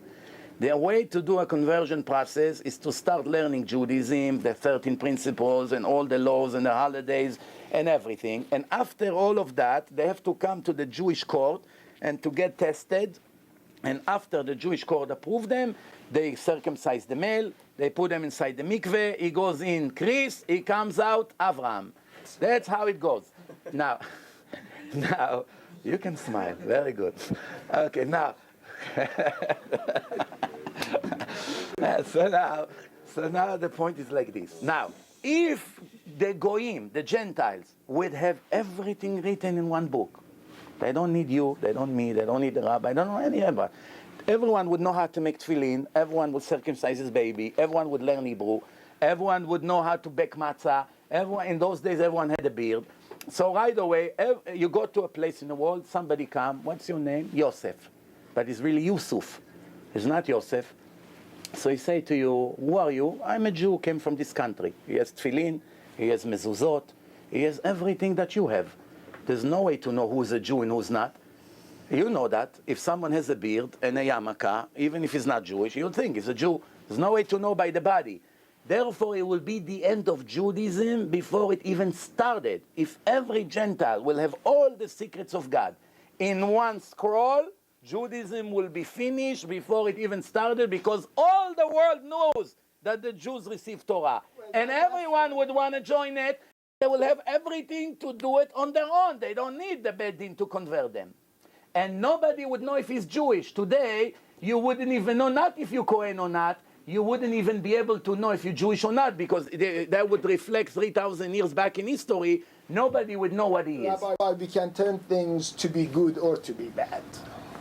You could always say, if it was, everybody would have had an opportunity to become Jewish. But by the same token, if God created all human beings, He created the Muslims, Yes. the Christians, Yes. the atheists, All people. all of them. Right. And if he wanted more Jews, he would have had more Jews. He would have made that one to make more Jews. I don't know what the reason would have been for it. It's written in the Torah. That's what I told you before. It is written All in you that. have to do is to read the Torah once, and I promise you that 99% of the questions you ask me today, and the extra 1,000 questions that you have to ask me, it's in the text of the Torah. For instance, the Torah wrote that you were supposed to be like the stars in the universe and the sand on the ground, but I will spread you in all the nations. The Jewish people are the only nation who are everywhere, all over the world. That was written 3,300 years ago. I will spread you in all the nations, and only very few of you will survive. You will be the smallest nation because you did not listen to me. And you are a nation that is subject to reward and punishment, and therefore we started in the same generation like the Chinese people after the flood 4,200 years ago. In Parashat Noach it said that the Chinese was born, which is a grandson of Ham, which Shem, we, the Jews, came from Sem. Someone who hates Jews, his name is anti-Semite. Why? Because Sem was the righteous son of Noach, and the other two, they spread to Africa and to Europe. And we, Shem, was the uncle of the Chinese. The Chinese are 1.5 billion, and we, the Jews, 13.2 million. Why? The Torah predicted that. The Torah say only few of you will survive. We should have been 4 billion Jews today. The Torah already wrote that only few of us will survive. We are the smallest nation in the world. Now, inside this verse, one second, I'll let you answer. Well, No, I ask a question Okay. and you answer something totally. Why? I answer to your question. No, out of respect for... You say God created all the people. Of course He created all the people. I know, but you're not addressing the question that I have. I want Khosrow to ask a question out of respect, because I asked him to come. Go ahead. And I'll continue. Go ahead. What's the question? First of all, I really appreciated you invite us and you can talk to us. If we can talk millions and millions a day, we can talk. Only I want to ask you one question. You told me this computer, everything you made it, somebody made it. The dress, it doesn't come themselves. Who make the God? Oh, very good question. Who made God? He says, based on what you say, every creation has a creator. Therefore, we can apply what you say as a proof to the question, who made God? So let me answer you. The question that you ask, it's an illegitimate question, and it comes out of ignorance in Judaism. Not chas v'shalom that you're ignorant. I know you're a very smart person, but ignorance in Judaism. And let me explain to you what I mean. in Judaism, there are something that called material and spiritual. Ruchani, Gashmi. Gashmi means material, Ruchani means spiritual, no material. Now, in the beginning of the creation, the first word in the Torah means in the beginning. Bereshit bara Elokim, in the beginning God created. Albert Einstein already proven, even though the Ramban wrote it 700 years before him, but nobody knows the Ramban in a university, so Einstein got the credit. Albert Einstein already proven and wrote that time exists only where material exists. I'm sure you're aware of it. Where material exists, time exists. No material, no time. Now, when the Torah begins, in the beginning God created. What does it mean in the beginning? Beginning means it's subject to time.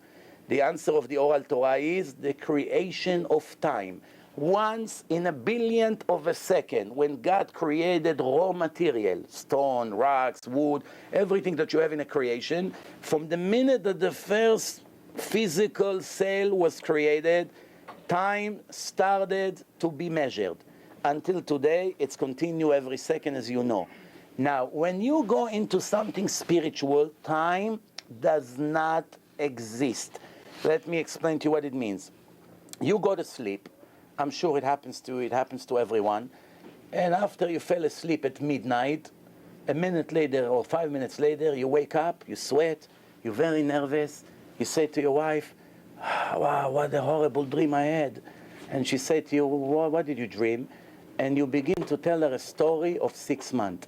I was in a boat in the ocean, we hit a rock, the boat got all wet, all the rice, all the Persian rice became all wet, there was nothing to eat, we froze, we're trying to drink salty water, it made us more thirsty, then the sharks came, they beat my feet, and then I was almost dead, and a boat came, and the Arabs picked me up, and they took me to Saudi Arabia, and they, and they were beating me up, and this Muhammad was torturing me every day, and your wife said to you, excuse me, you're only sleeping 4 minutes. You just say to me good night, you put your head, now it's 12:04. Please tell me how in 4 minutes of time, when you didn't even start to snore, how in 4 minutes you have 6 months in details with conversation, with events that took actually in reality 6 months. Because remember, 6 months, it's a long, long time, and it was fed inside 4 minutes. The answer is that the Torah says, when a person goes to sleep, his soul comes, a part of the soul comes out of the body.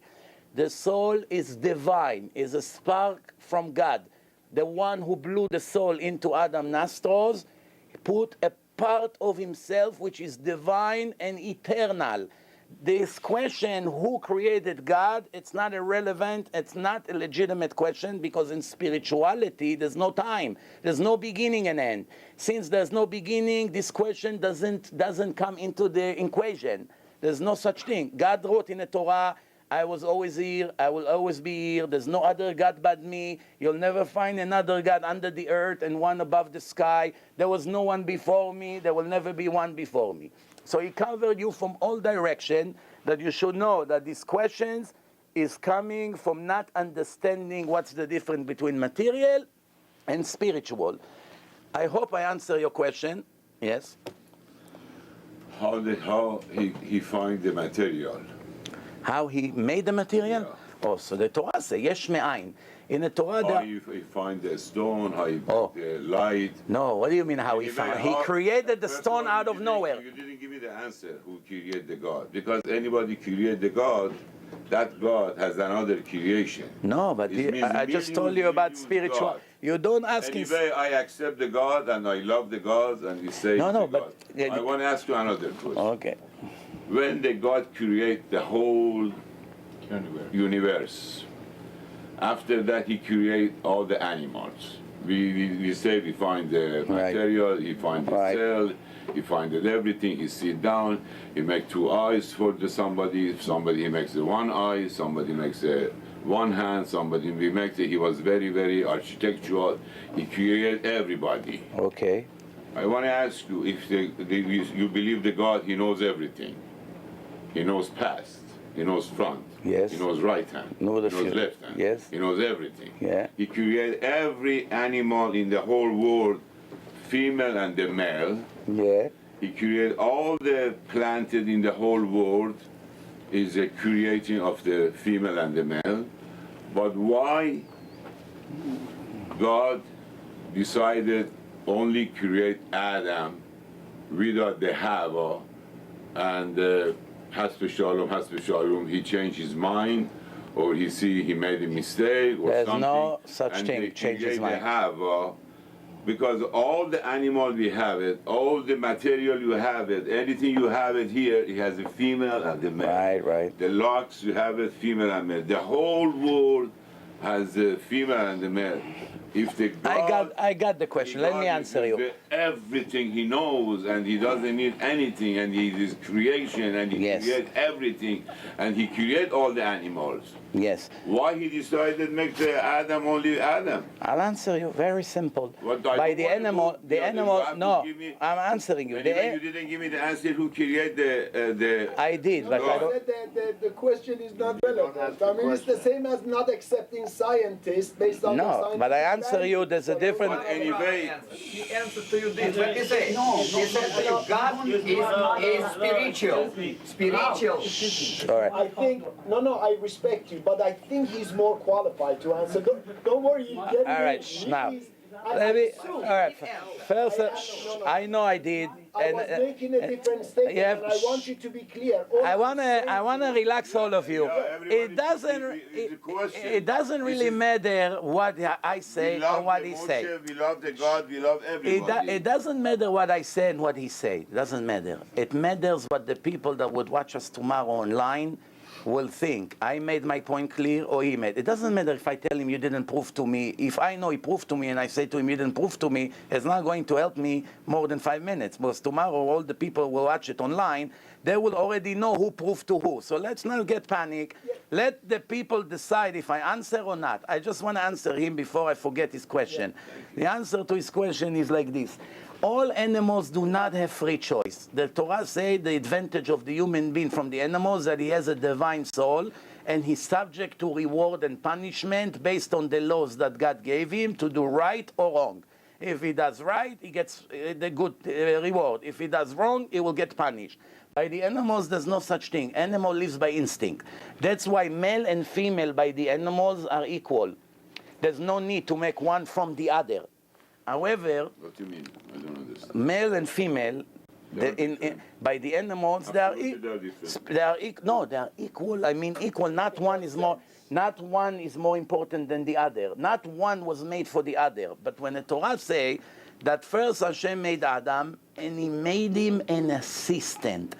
In companies, you need to know who is the president and who is the vice president. When there is a disagreement with them, the president say the last word. If there are two presidents in a company, the company goes bankrupt very fast.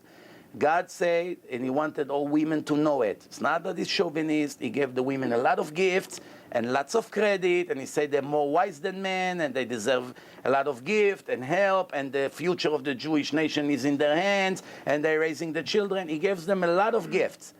But one thing he needed to make clear to the world, there is no room to women to come like today they do when they don't really have religion. We are the boss, and the men will do what I say. That's not the way it is.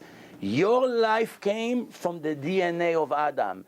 You were created to serve and to help him. At the same time, you have to have love and the rest of the things.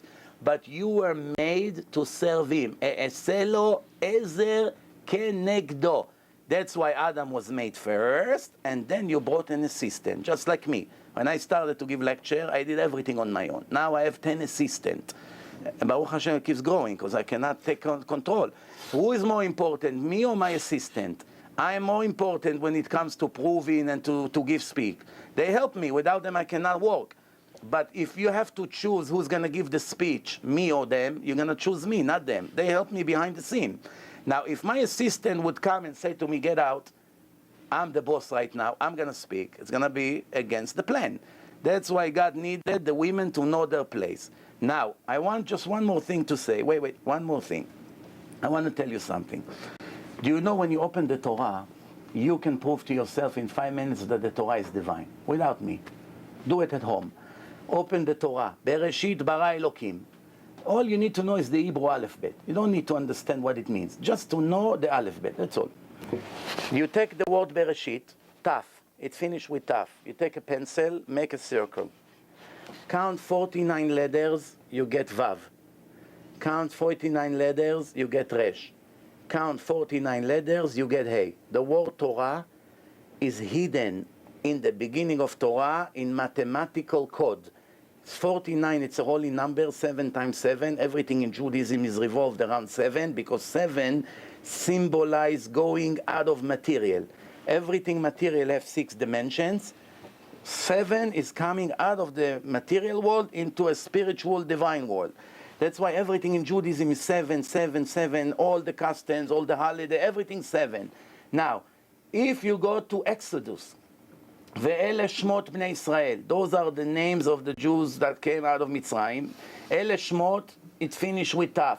Circle the Taf with a pencil, count 49 letters, you get Vav. 49 letters Resh, 49 letters Hey. Then you go to Leviticus, Vaikra.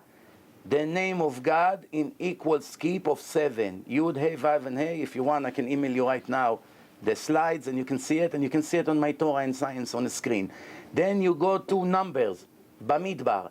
The name of the Torah, this one, this time in reverse, from left to right. Taf, 49 letters reverse. Vav, 49 letters reverse. Resh, 49 letter reverse. Hey. Then you go to Deuteronomy, Dvarim, the Torah, again from left to right. 49 Taf, 49 letters Vav, 49 letters Resh, 49 letters Hey. Now we have a menorah, 5 candles. The center, which is also the base, is God. Yud, Hey, Vav, and Hey in equal skip of 7. Torah from right to left in equal skip of 49. Torah from left to right in equal skip. So 2 come from right to left and from left to right towards the middle. And the center of the world is God Himself. Now, when I say to you before, and I did not finish because you had to say something, there was a critical sentence that I almost said, but you cut me, but now, Baruch Hashem, I did not forget it. When the Torah said to the Jews, I'll spread you in all over the world, you will worship over there fake religions. The religion of the wood and the religion of the rock. That's a verse in the Torah. Now, here comes myself, and I say, well, you see, the Torah knew there will be Christianity, there will be Islam, fake religions, and Jews will fall into it, as we see today. Now you would come and tell me that's not a scientific proof, and you're right. You would come and say that's your assumption. You decided that the religion of the wood is Christianity, knock on wood, even though it's nice idea, but it's not a scientific proof. I agree. And then you would come and say to me, in the religion of the rock, you decided that it's Mecca, the big rock that the Muslims go to Saudi Arabia and they have this big rock over there. But it's also nice, but it's not scientific, and here you are right again. But on the third thing, you cannot be right. What is it? Inside this verse, think about it. This was written 1,300 years before Christianity and 1,800 years before Islam. Inside this verse that warned the Jews not to worship the religion of the wood and the religion of the rock, there are 2 codes, JC and Mecca. Mem, 49 letters Chaf, 49 letters Hey. Yeshu, Yud, Shin, Vav, Yud, 49 letter Shin, 49 letter Vav. The only verse in a Torah that warned the Jews, do not worship fake religion, the religion of the wood, the religion of the rock. After I will spread you all over the world, you may want to worship it. I'm warning you not to worship this religion. The idol worshiper, be careful. It's planted inside the text. Nobody knew back then who's going to be Mecca and who's going to be JC. He wasn't even born. He will only be born 1,300 years later. Inside that text, there is hidden codes, which I can show you if you doubt me right now on the screen. Mecca, Mem, Chaf, Hey, Yeshu, Yud, Shin, Vav in equal mathematical skip. Do you know what statistically the chance that something like this will fall accidentally in a book that have 304,805 letters exactly in the only verse from almost 6,000 verses, exactly over there in equal skip of 49, 1 to 680 millions. That's the statistic. Do you still think it's coincidence? A person was able to know about JC? Rabbi. A person was able to know about Mecca? Rabbi. Was able to or no? First of all, I love you, and I have to go. First of all, I also have to go to the bathroom. You didn't give me the answer. I did. How they create a woman, he never created. He got our From the race. DNA. And from that he created Only her. animal in the whole world is not creation of the God. It's creation from us. Right. Yeah. If he knew that, why he did it? You didn't give me the answer. I did give you the told answer. me the senior. Let the citizen, people decide. The vice president. No, if he knew because why he make the because- vice president because- and why he didn't this one? because Hashem wanted the women to know that they're Well, you can tell him. they're only you can create them and their tell only orally. their only tell him existence orally, tell him, came orally. from the man. They came from the actual rib of the man, and Hashem made him an assistant Why he as a wait 3 kenegdo. days? Why? First of all, you have to know one thing. To ask why the sky is blue, the answer, because God wanted so. To ask why God made us with nose like this and not all the way to the Yeah. wall, because that's what he wanted. Why he wanted us to have hair black and blonde and silver, because that's what he wanted. He could also make it orange. He could make it yellow. There's many questions like this. There's no end to this question, but that's not leading anywhere. That's what happened. That's what the Torah said that happened. When you come in front of God after 120 years, I encourage you to say, Dear God, you made my wife from my rib, my grandfather. Can you tell me why? Why are you not feminist enough? Why you gave her existence thanks to me? I want to finish my point of the argument, and then you can conclude yourself by giving you one last proof for today, and I'm going to give you, Bezrat Hashem, some of my CDs, and you and I'm sure that we're going to stay good friends, and we'll continue You are to the go. best friend, not Yes, the good and and that's the way we should keep it, because that's above everything. I just want to give you the last proof for today, and of course, like I told you, in the CD you can see over there 30 or 40 extra proofs over there, which I'm sure that will give you enough things to think about. But let me give you the last proof. You know, as a scientist, as a person who admires science, you know that until Galileo Galilei, all the people in the world believe that there's between 6,000 to 8,000 stars. There's no way to know. No telescope, no nothing. One day in 1608, Galileo Galilei, which was the world's famous scientist back then, 400 years ago, he invented a telescope. Some say Hubble started it 30 years early and he finished it. It's not relevant. Galileo is the first one in history that we know that had a major serious telescope 6 feet wide. When Galileo raised his telescope to the sky, the world was shocked. Everyone thought it's maximum 8,000 stars because there's no way to see more. Nobody had dreamed there's billions. When Galileo raised it, people just found out that there's a lot more than what we thought. From then on until today, of course, sciences keep developing. Today, if you go to the encyclopedia, the number of the stars in universe is 1 to the power of 19, which means a 19 digits number. Now, you have to agree with me that 2,000 years ago, when there was no equipment like we have today, no satellite, no mega computer, because nobody was able to write, to count a number of 19 digits. 1 to the power of 19. 1 to the power of 19. 1 to the power I'll show you the 19 exact. is why? No. Power of 19. You mean 10 to the power, I'm sorry, excuse me, correction. Okay, 10 to the power of 19, you're right, 10 to the power of 19, I can tell you the exact number if you want. I'll show you the exact number, here it is, let me go to it, and then you can see. Now, you have to agree with me on one thing, nobody can doubt that 2,000 years ago when the Talmud was written, in the time of Chazal and the Knesset Agdolah, nobody could dream there are more than 8,000 stars because there's no way to know.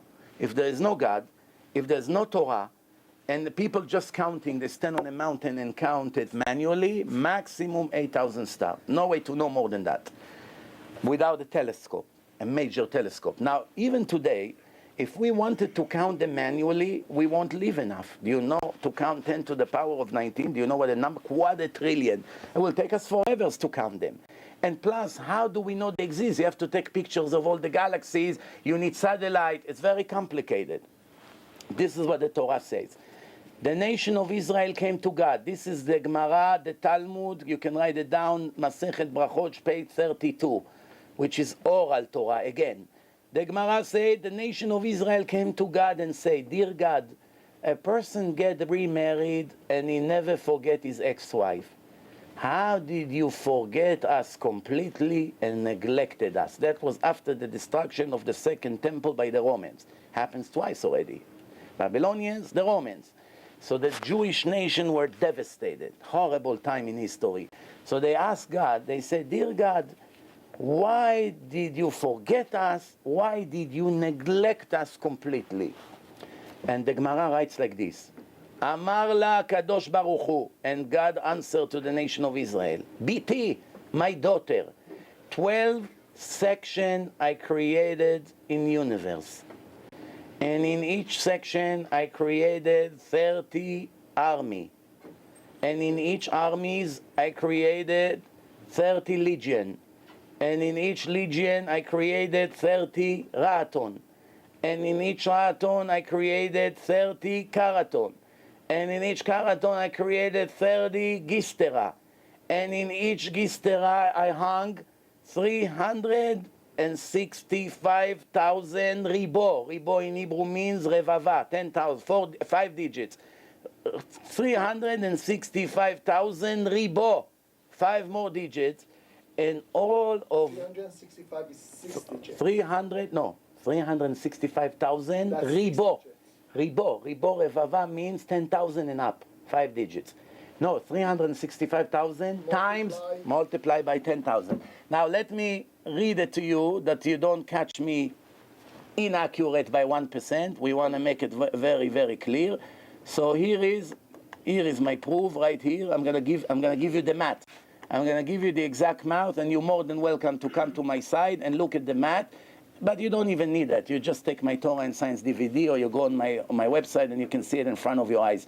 But here it is. This is what it is. Let me just find it quickly. Give me a minute. Okay, here you go. So now, this is what. Let's do the calculation together. 12, by the way, it's the horoscope. The Earth goes around the sun 1 year. It finishes cycle 365 days. Every month it moves 30 degrees. By the end of the year, it finished 360 degrees, which is a full circle.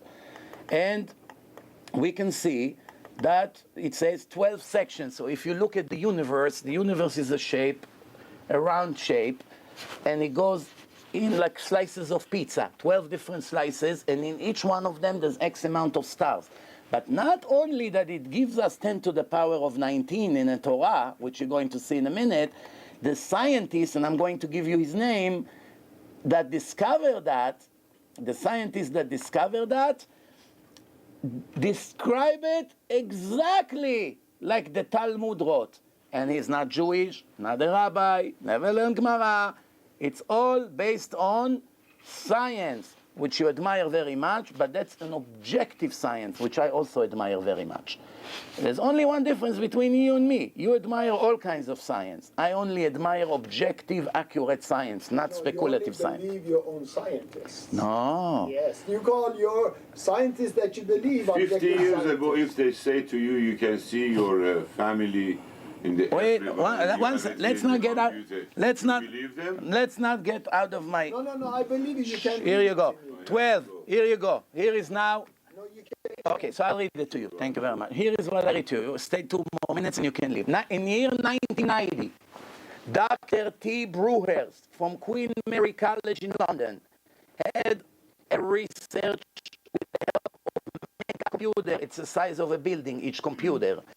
And he found there are 10 to the power, 10, as you can see right here, 10 to the power of 19 stars in the universe. That was in 1990, 24 years ago.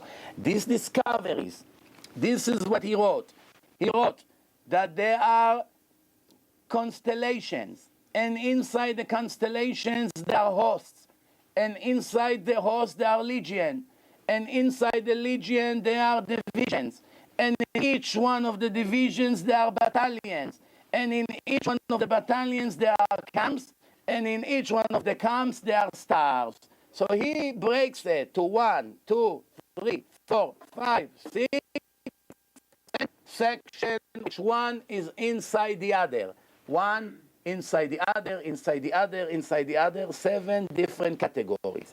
Now let's do the math is calculation. What is this one proved? Everything. Wait. Write it down.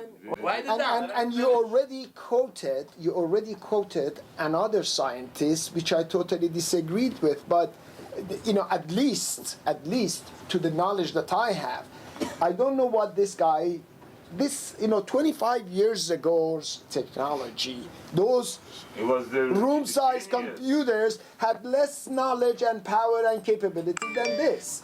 So that's irrelevant. What was known 25 years ago and what's known today. I'm talking about him. You're missing the point completely. I'm surprised. Give me a number Do you think I care about what Dr. T. Brewer said from Queen Mary College? I'm very surprised at you. No. I just wanted to take you back 2,000 years ago when the only way was to take 8,000 stars maximum and tell me who was able to write in the oral Torah that there are 10 to the power of 19 stars. Imagine if NASA today would prove there are only 50,000 stars. Judaism will be over. Who would write such a thing? I create a 12 section, in each section 30, 165,000, 10,000, which is 7 sections. And here you go. Today, 24 years ago, the scientists found that there are 10 to the power of 19 stars. Now, wait. I promise you all the time you need to comment on it. Just give me one more 30 seconds. That's it. Now, I really don't care what Dr. T. Brewer found. And if somebody tomorrow come and said that he found 10 to the power of 21, I don't care. For one reason. Why? They themselves admit that every time the satellites will take pictures of all the galaxies from all different angles, every time they will repeat the research, they'll come with a different number. Because exactly. So we agree on that. I'm not denying it. And I know. It's not that. No. It's not that they come up with a different number. No, the computer will count different numbers. No. There is no computer counting anything. Sure there is. No. That's what I said to you. Computer count all the dots. All the pictures from the satellites came, and a computer were able to count all of them. My dear Rabbi, there was no computer 25 years ago who could count stars. Who could count stars. It was the size of a building. No, you are not getting Mega it. computer. No. The computer from 25 years ago, the mega computers did not have as much power as a small computer today. But that's not the issue. According to scientists, they know the number of stars are in the billion. No one really gave a specific number. Beautiful. And also, we agree on that. We agree on that. Yeah. Also, these are the claims that they are making, that universe is expanding.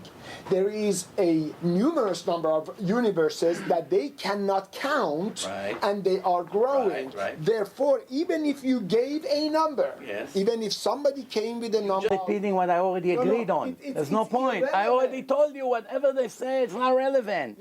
Only one thing it's relevant. Please try to go to the bottom of what I say. There's only one thing it's relevant. 400 years ago, nobody in the whole world would even dream to write that there is such a number of stars, whether it's a billion, whether it's a trillion. Nobody would dream. People would only count few thousand stars, end of story. Here in the Talmud, it was written 2,000 years ago with no mega computer, with no laptop, with no calculator, with no satellite, with no camera. No camera that can even take picture of one star. Has a brain. No, so there was no way to know how many stars in the world. The question is, who would write in the Talmud, which is oral Torah, such a strange thing, unless if he really knows such a thing? Another Einstein, he was a brain. Who would write such a thing? If all you're saying is correct, and I have no knowledge, I'm neither a scholar. All the names. You can go and Google. No, I'm not questioning you. All I'm telling you is that I don't know. I'm saying, assuming I accept all you say, and I'm not questioning it. Besides the fact that they're irrelevant, I'm accepting that there are many intelligent people throughout history who came and they did wonderful things. What intelligent person know the future? What intelligent person knows what's going to be in 2,000 years from now? By proving existence of one thing, we cannot use that as a base of existence of another. Not necessarily. Sometimes it does possible. It is. If I prove there is light here, I prove at the same time there's no darkness here. No, we can assume. It's possible. It could be your theory, and it could be assumed. Look, the same as scientific theories. First of all, I just want, for some of your audience, I really want this to be enlightening. I want us to find out. Me more than him and him more than me. We want to be enlightened. We want to understand the reasoning behind these things, because according to Jewish religion, you're not a good Jew unless you question. So it's our duty to question. And until we are convinced, we are going to continue questioning. But having said that one, Let me offer you something. Let's meet here once a week in this shul with the permission of Mr. Zamir. Let's meet here once a week with Asil and all the other gentlemen over here, and we learn 1-2 hours a week. I come over here, you come every week with all your questions, and we learn. And you ask me, how do we know this? We don't have to finish, as long as we make progress. And having said that one, I really never came here to convince anyone to believe otherwise, as I just want to see what's the answers according to Torah to certain things. Look, you were just talking about Adam and Eve. Was God having the same value system at the beginning as he or she has now? No. The value system changed? Changed from the minute the Torah was given to humanity. It went up a lot from what it was before. God changed his... Not changed. From the minute he gave his book, we found out the total purpose of the creation and what God wants from the Jewish people. Now you ask me, what about the Gentiles? They don't have to follow the same purpose? The answer is no. No. The Torah say no. That's all. Let's say, did God ever approve an incest creation, like a brother and sister mating? Did God ever approve that? In the beginning, it was allowed. In the beginning, before the time of Noah, it was allowed. Cain and Abel was born. The oral Torah teach. Cain was born with 2 twins, and Abel was born with 2 twins, and Cain was born with 1, and that's one of the reasons why he murdered him. And then, based on reincarnations, Abel came back as reincarnation. So they died and they came back. Came back in. Soul comes back in a new body. I brought you right here, Life After Death film. Watch it. You love it very much. I promise you. And it's proving scientifically that we are here in different reincarnations, and you can hypnotize a person, and he can speak in languages that he had in his previous life. And the answer is like this. Look, Judaism is an ocean. It's not a 1, 2, 3 hours learning. People learn in yeshiva 70, 80 years, and they still tell you they don't know 1% of the ocean of knowledge. So therefore, it's going to be ridiculous to think that between 1 or 2 or 1,000 hours that we're going to sit and learn, you and I will know everything. We don't know everything. But we do know the foundation. We know very important things to know. We know that the Torah has thousands of things in it that every person that used judgment and common sense know that a person was unable to know it. And the Torah referred to us, to you as a Kohen. You're much more important than me. You come from the family of Moses and Aaron. The Torah referred to us that there is, I'm giving you today the life and the good, the bad and the death, and you should choose the good, which means you can choose the bad. I'm not interfering with your free choice. But in the end, everything will be heard, and everyone will get judged for good and bad based on the choices that he made. He donated, he'll get a reward. He stole, he'll get punished. He kept the Sabbath, he'll get a reward. He did not keep, he'll get punished. And there are many, many things in the Torah. Now, again, to prove the Torah, I suggest you take my Torah and Science. I'm sure you're intelligent, so you'll be curious to see what's in it. There are millions of different codes inside the Torah that no person was able to plant without changing the text. Because if I tell you, my dear friends, I want you to write to me 1 page in a book, 1 page. Describe to me what happened to you from the day you came to this country until today in 1 page. But at the same time, I want you to write inside the text many hidden codes that telling me about Menachem Begin and about Saddam Hussein and about George Bush and about Stephen Hawking, and plant many stories, one inside the other in equal scientific mathematical skip, without changing your life story. In 1 billion years, you and all the scientists in the world combined will not be able to write such a page. In 1 billion years. I totally respect you, Rabbi, but Thank you very much. but Love you. I love you very too. much. I with all due respect, you can always alter what happened and interpret it otherwise. Now, if you allow me, you cannot alter allow me to ask the question. Yeah. If you made the same statement about 20 years from now, 10 years from now, you told me 10 years from now, based on the same math, according to you, it exists. That's a different claim. But going back in history and saying those, and this means, and however we can manipulate numbers, however one wants, this means this. That's a different story. I'm not saying it's correct, I'm not saying it's incorrect, but I'm saying you can make that claim if you predict the future, not tell us about the past. The past is gone. And then you go back and say, well, this means That's the whole point. That's the whole point. If I'm giving you a book today, and in 1,000 years from today, you open the book and you see what's going to happen in 1,000 years from now, which I right now have no idea. Nobody knows what's going to happen tomorrow. Well, doesn't it say in Torah? That's what I'm saying to you. Did you know that the murder of Yitzhak Rabin is described in the Torah in codes, and the murderer, that his name was Yigal Amir, and Yitzhak Rabin has a mutual resh? Wait. Mutual resh. But again, you're going somewhere. Again, In hidden codes, mathematics. We're not math, science, math. According to you. No, show the math and the science to apply 10 years from now, not 20 years ago. What am I missing here? I don't get it. You're missing my question. He doesn't understand the depth of your proofs. You've proven your point over and over again. No. You don't understand. No. You don't understand. No. You don't know what to look for. No. Maybe you did. Maybe it's my fault. Wait, it's my fault because I did not explain to him what codes are. That's what.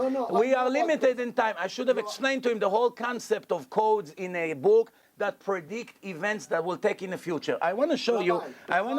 You and I sat before. A lot of these, I don't know if you remember. I recall now. How long ago? Baradarian's house. You and I had not had. Years ago. No, not When I used to that have long. black hair, you mean? Maybe I had black hair. No. You and I had conversation before. It was joyful then. It is joyful now. Look, the idea is not. When someone says you don't get it, it's not the depth. It's not lack of intelligence. It's not lack of. We are not dealing with idiotic approaches. I read a lot. I study a lot. Maybe not the Torah, but I want to understand things for a different purpose, for a different reason. Now, when you tell me, let's say, when I ask you specific things and you assume, and your audience probably accepts the answers, but I'm not sold on it, you already had them sold, but you didn't sell me, and your challenge is to sell me, not to sell them, because people that are, in essence, believers, they accept. All the questions I ask you tonight, not one of them you answer with yes or no. At least now do me a favor, answer with yes or no. A human being, he knows absolutely the future of the world in details, yes or no? Human being. I don't. Human being. Any human being knows the future? Okay. I don't think so. A human being is able to write a book which 305,000 letters almost, which you know how thick is the Torah. And inside each chapter to write about thousands of events in equal mathematical code, skip, planted inside the text without changing the 1,000 years of history that the book is talking about, which means I'm writing about 1,000 years of events, and inside what I wrote, I actually wrote about thousands of others, which means, let me give you an example what I'm talking about. And God said to Moses, one day you lay with your fathers, and this nation will rebel against me and turn into a fake God. In a nations that they would live upon them, and they would leave me and break my covenant that I made with them. And I will be very angry at them at that day, and I would leave them, and I will close my face to them, and the enemies will eat them, and many tragedies will come to them. And the nation would say, these tragedies are happening to us because there is no God upon us. That's why all these things are happening to us. I'm translating to word by word, and the end of it, and I will close my face at that day. For everything that they did to me, I will pay them back. Now, in this one, it's a description of the horrible Holocaust that we had in Germany. How do I know? We had many different pogroms and many other tragedies. How do I know he's talking about Hitler and his friends? How do I know? Very simple. Inside that text, it's in Deuteronomy 31, verse 16 to 18. Remember, it's written, it's recorded. You can know where it is. Vayomer Hashem el Moshe, and God said to Moshe, you take the hay of Moshe, circle it with a pencil. Count 49 letters, you get Shin. Count 49 letters, you get Vav. Count 49 letters, you get Aleph. Count 49 letters, you get Hey. Ha-Shoah, the Holocaust. Now you tell me, please, and please a straight, honest answer. 3,000 or 3,300 years ago, doesn't matter, it's plenty of time. Someone wrote a book. He claimed that he's God. He claimed he is the creator of the world. He claimed he made a covenant with the Jewish people in a public event.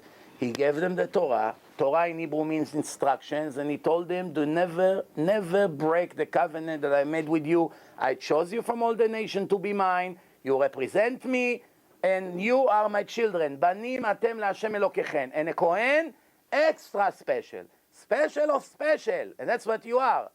And hopefully you will understand what it means one day, because until now you're not sure what does it mean to be a Kohen. Because if you know how lucky you are, you would run here in the street and screaming, thank you God for making me the chosen of all the people in the world. From 7.5 billion people, I'm one of few thousands, and the top of the pyramid. Here is what the Torah says. They will leave me.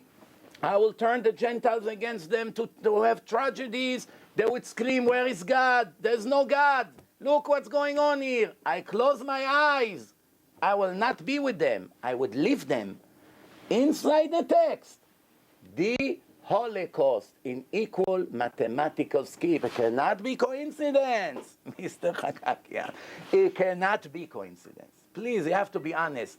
It cannot be coincidence that in a book that is given in a public event, and it's a book of God, and it's over there, he say, one day I would leave you, and the Gentiles will murder you in a Holocaust, in a tragedy, and inside the text, you know, this modern world. Nobody know the word Holocaust until 70 years ago. That's a modern world. The same thing he wrote about AIDS, where in a chapter that speaks about homosexuality, AIDS, in equal mathematical skip, and Shabbat. And the nation of Israel observed the Sabbath. In this verse, the word Israel appears in an equal mathematical skip of 7, because it's talking about the 7th day. That's math. That's science. No speculation. That's... Look, you have, I know. you have to agree on one thing. Come on. You cannot be so stubborn. We are going to agree on probably a lot of things. My issue is not to agree or not to agree. My issue is to understand the logic of certain things. When something happens and you find a verse and you turn it and you count it and you make it sound like as though it was stated before, rather than why can we read one of these verses and off of it, since you know the codes, Yes. all the codes are here, maybe predict when is the next Holocaust is going to be. Yes. First of all, news for you. Sometimes you can predict the future.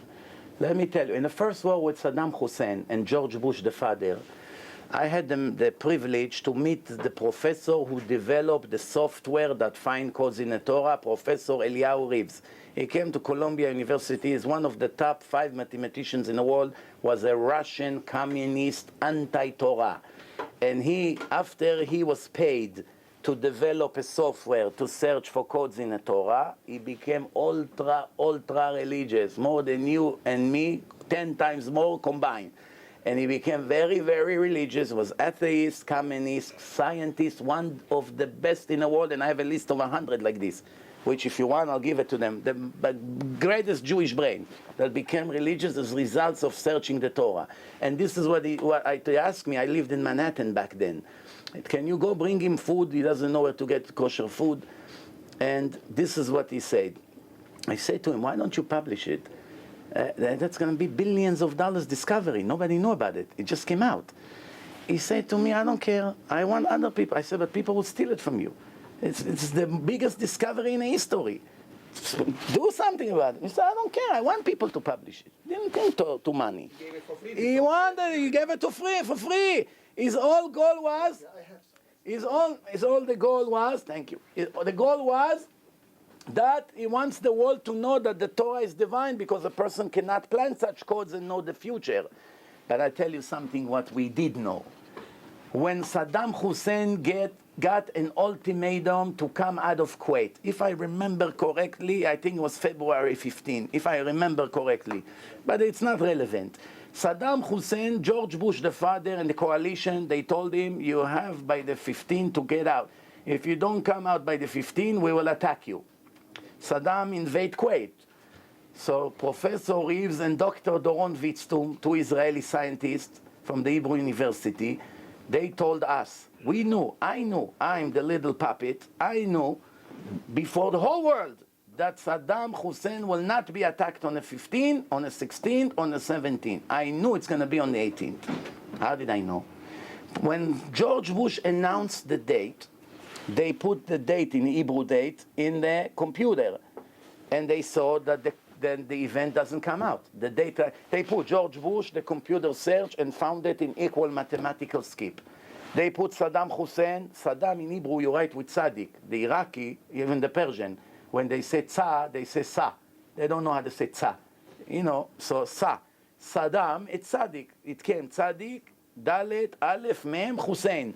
In equal mathematical skip. Say too in Hebrew. Yeah, of course. But Saddam, the Iraqi, like Rav Tzadka, his name is Sadka. That's how they pronounce it. So what happened? So we put Milchemet HaMifratz, the Gulf War, George Bush, Saddam Hussein, all of them came in the same page. So now we know this connection. We put the 15th of February, and don't catch me on the date because it may have been January. We put it, the computer didn't find. We put the 16th of February, translating it to Hebrew date, it didn't find. Put the 17th, it didn't find. We put the 18th, boom, it came. So he said, I'm telling you already, don't worry. The war won't start tomorrow. And not the next day, and not the next day. The following day, the war will start, and that's how it was.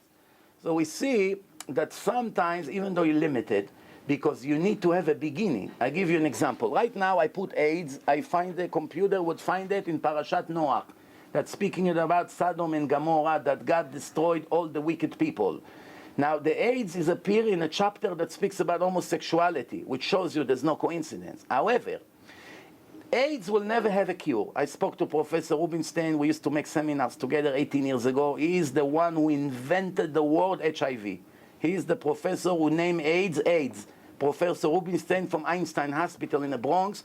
And I spoke to him in lunch. And I asked him, do you think there will be a cure to the AIDS? He told me, cure no, vaccine maybe yes. We're only focusing on vaccine that it won't enter to the body. Why? Because it's mutation. It keeps changing. You attack one, it changes to another, and he knows how to hide. That's, by the way, how he became religious. I was complete atheist, scientist. One of the biggest doctors in the world. Professor Rubinstein. He met with the presidents, got budget for the research of the AIDS. They put him, I think, if I remember, in Science magazine or in Time magazine, one of the top doctors in the world. A very important person. By research AIDS, he became religious. He said because all other viruses behave in one way, like nature, and this virus is clever like people. He knows how to change. That's against the law of nature. And that's what got him to think maybe after all there is a God, and he punished the wicked people and started to search. 3 days argument, not 2 hours. 3 days. And he became fully religious and moved to Muncie. Until today he's there. But, this is what the interesting part is. Let's say tomorrow they will announce on CNN that they invented a medicine for AIDS vaccine. Once you get it, you can never get it. Now you may come and say to me, no, how didn't you find it in the Torah before they found it? I said, you come, I'll show you that it's in the Torah. I'll put the name of the medicine. Let's say they're called the medicine Rubinstein. So I put the name, the computer will find it in the same page. No question about it. So you ask me, but big deal. Now you know, after you heard what's the medicine, you know how to find it in the Torah. So my answer to be will you, come on. Who cares when I found it? It was all alone in the Torah. God already put it in the Torah. I just did not know what to look for. No. I didn't know what to look for. Exactly. That's the whole thing. According But it to was you, in the Torah. No. I'm questioning because when you say you can write a program to calculate based on certain things, these are all mathematical. Simple mathematics, Any word scientific. based on any sequence into how many words did you say is in Torah? They check 130 books. I'm answering your question. I got your question. I got it. They put 130 books, include New Testament, Quran, Moby Dick, New York Times. They did not. How many sentences? How many verses do we have? Yeah, we have about almost 6,000 verses. But wait. 6,000 verses. You'll find. What do you think? The scientists didn't do what you say. One You have to give those scientists, which are the best brains in the world, a little bit more credit. That the first thing before they published in statistical science an article about what they found, that they checked many other books to see that in other books you don't have the same. And they did find it in another book. Professor Reeve confirmed that did he find it. No, Depends on how so you they count wrote. things. In other books we found random codes. What does it mean, random? I understand. In a combination of 300,000 letters, of course you're going to find. You're going to find your name, you're going to find my name. But how do you know if it's planned or it's random? The closer the letters are and they all fall in the same page. You put your name, it comes in one page. You put your wife's name, it comes in the first page. You put all your children's names, it comes in the same page in equal mathematical skip. You put your residence, your street, all kinds of things that connects to you. If one letter is in the beginning of the book, one letter is in the middle of the book, and one letter is in the end of the book, it's random. That can happen, no problem. But if all of them in one page, for instance, we are coming soon to Tu B'Shvat.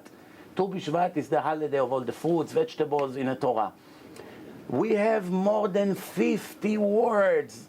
Barley, wheat, apples, grapes, everything that grows on trees, we put inside the Torah. The Torah found all of them in one page. Which page? The page that God said to Adam, I'm giving you and I'm putting you in Garden of Eden to reserve it and to maintain it, which means it's all under your supervision.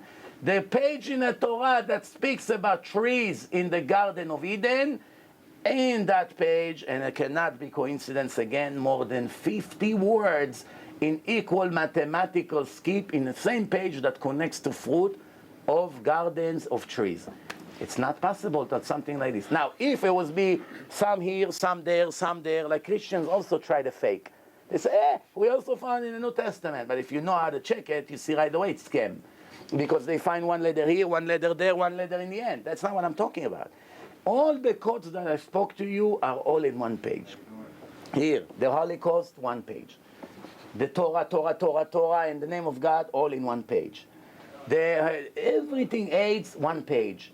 All the events of the George Bush and Saddam in one page. It can never, ever be, ever scientifically, statistically, can never be without a divine power that wrote that book. Because not you, and not me, and not Hawkins, and not Rabbi Chaim Kanievsky, and not Rabbi Ovadia Yosef, and not anyone you want, can write such a book and put millions of codes inside in equal mathematical skip and know all the future. No one besides God. The main issue, about the claims that are in Torah about the timing is the biggest question. I mean, you deny science. You just say those I don't scientists deny don't. science. Yes, you do. No, I don't. You're saying that I deny because- speculative science. well, Speculative. well, you can name it like that. Look, you can name No, this one I can name card. whatever It doesn't I want. become It's a card. the burden of proof on you No, to no. prove to No. me that the science that you believe Mr. in prove anything. Rabbi, So far you failed to do so. No, no, no, you no, did to the not contrary. supply me with No, no. any proof. No, no, no. I did not come here with proof, but this is I'm something waiting. that I'm not running comfortably. anywhere. No, I'm no, not no. running. So What? show me your proof. I give you my word. If you show to me a scientific... How do you mean show to me? Okay, Tell me. email, Facebook, No, no, no, no, no. phone call. What do you mean? Or No, no, no, no, you no. have to send me. You claim that you have a solid, objective, scientific proof to the exact age of the world. Not based on carbon dating, which is speculation, or based on extrapolations. Because that's how they measure. No, but that's speculations. What? That is do not me a speculation. do yourself That's science. do yourself a favor. Put in my website fingerprints of the creation by Robert Gentry, and you'll never dare to ask this question ever again. I promise. Rabbi, when you say, and all scientists believe that listen, dinosaurs are from ancients years ago, and you are claiming they were from Noah time, and then you call your scientific and you approve it, and you call the other ones speculative. I don't call myself science. I never. No, no, no, claimed- no, no, I no, never no. claimed I'm that what we saying your know it beliefs. comes from science. No, no, no. I'm What saying we your know came beliefs. from the No, no. Torah, Please don't from change. the Torah. No, no, no. Don't change my word. I'm saying you're saying that let's say the dinosaurs, they existed 3,000, 4,000 years ago. Before 4,200 years. 5,000, whatever the number. And scientists, when I say science, I'm talking about majority, and I'm not talking about 51% for majority, I'm talking about 98% of the scientists believe otherwise. And you say, well, those are speculative, and the 2 scientists out of the 100 that I'm talking about say made your this. life so simple and you make it so complicated. I gave you a candy today, you don't get it. I'm only telling you, all you have to do is to send me one email with one research by any name you want, you name it. Scientist X, Scientist Y, University X, University Y, that proven ever the age of the world, and the argument is over. That's all. What do you want more than that? You will not, and I promise you, you will never send me anything, because 20 years I tell people to send me, include scientists, and they fail to do so, but you're because not there are none. accepting it. There is You're- none. No, you're calling it No, speculative. of course, Speculative. okay, let me tell you something. Okay, I didn't want to get into it, but you're forcing me. Do you know how they calculate the age of the world? What's the 3 most frequent methods that the scientists use to calculate the age of the world? I only know about carbon. Okay. Carbon dating, extrapolation, and calls. Okay? Now here it goes. Extrapolation means you check how much a material grew from point X to point Y in X amount of years, and you do the math. If this material is that size, you go back. That gives you X amount of years that the world exists. Carbon dating, it shows that every 683 years, the carbon-14 is doubled inside the object, which means carbon dating, if you know, by the highest methods that they ever found, there are a few problems with this speculation. One, in different parts of the world, the formula is not accurate. Depends if it's cold, if it's hot, if it's frozen. That's one thing. Second, when God created the world, there is nowhere in the world or nowhere in Judaism that he wrote to you with how much carbon-14 he created each material. That's where the scientists are forced to speculate, and each one puts a different number, and they all come with different conclusions. That's not science, excuse me. That's speculation. You and I can do the same thing. I encourage you, look. These are all the all I- of these scientific bases are used Yeah. to advance Yeah. Earth and humanity. I gotta tell you something. You have to. I don't want to insult you. It's not my nature. I don't like to be, God forbid, dirty or to make you or to insult you. But I have to tell you one thing. You a very nice human being, nice, charismatic, smart. You read book, everything's you. I give you all the credits.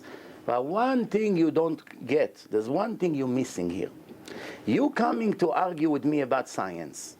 You claim that science already proven the age of the world.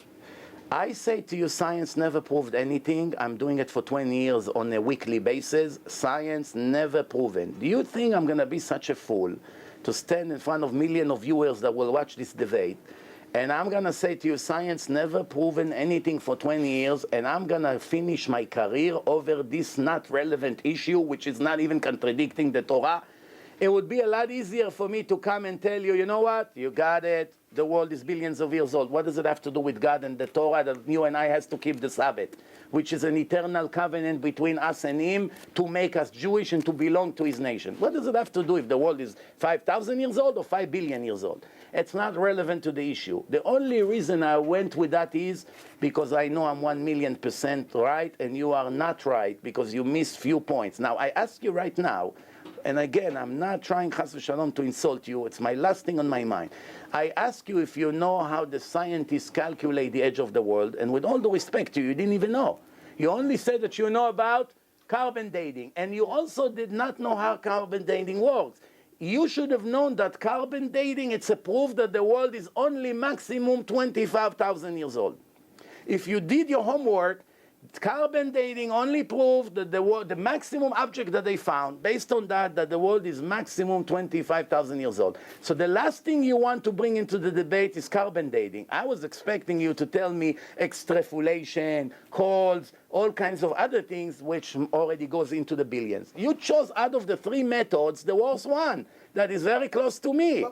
But that's not the issue. That's the issue. You come in the name of science and you give inaccurate science. In the name of science, I told you I'm ill-qualified to speculate on scientific findings. I clarified that one at the beginning. I agree. Okay, no. Wait a minimum amount of knowledge when you come to a debate. Look. I will not go to argue about medicine and about brains with doctors that do brains because I know I'm not in their level. Look. I'm not going to argue about computers because I don't know that much about computers. I will argue at what I know I'm good. You see, I won't argue with you about clothing because I know you 1 billion times better than me, how to design and to come with ideas and in business and all this. I know it's not my field. I don't come to argue with you about you're an expert in. But you coming to argue with me about what I'm an expert, world expert in, and you don't even have the simple evidence to back one word of what you say.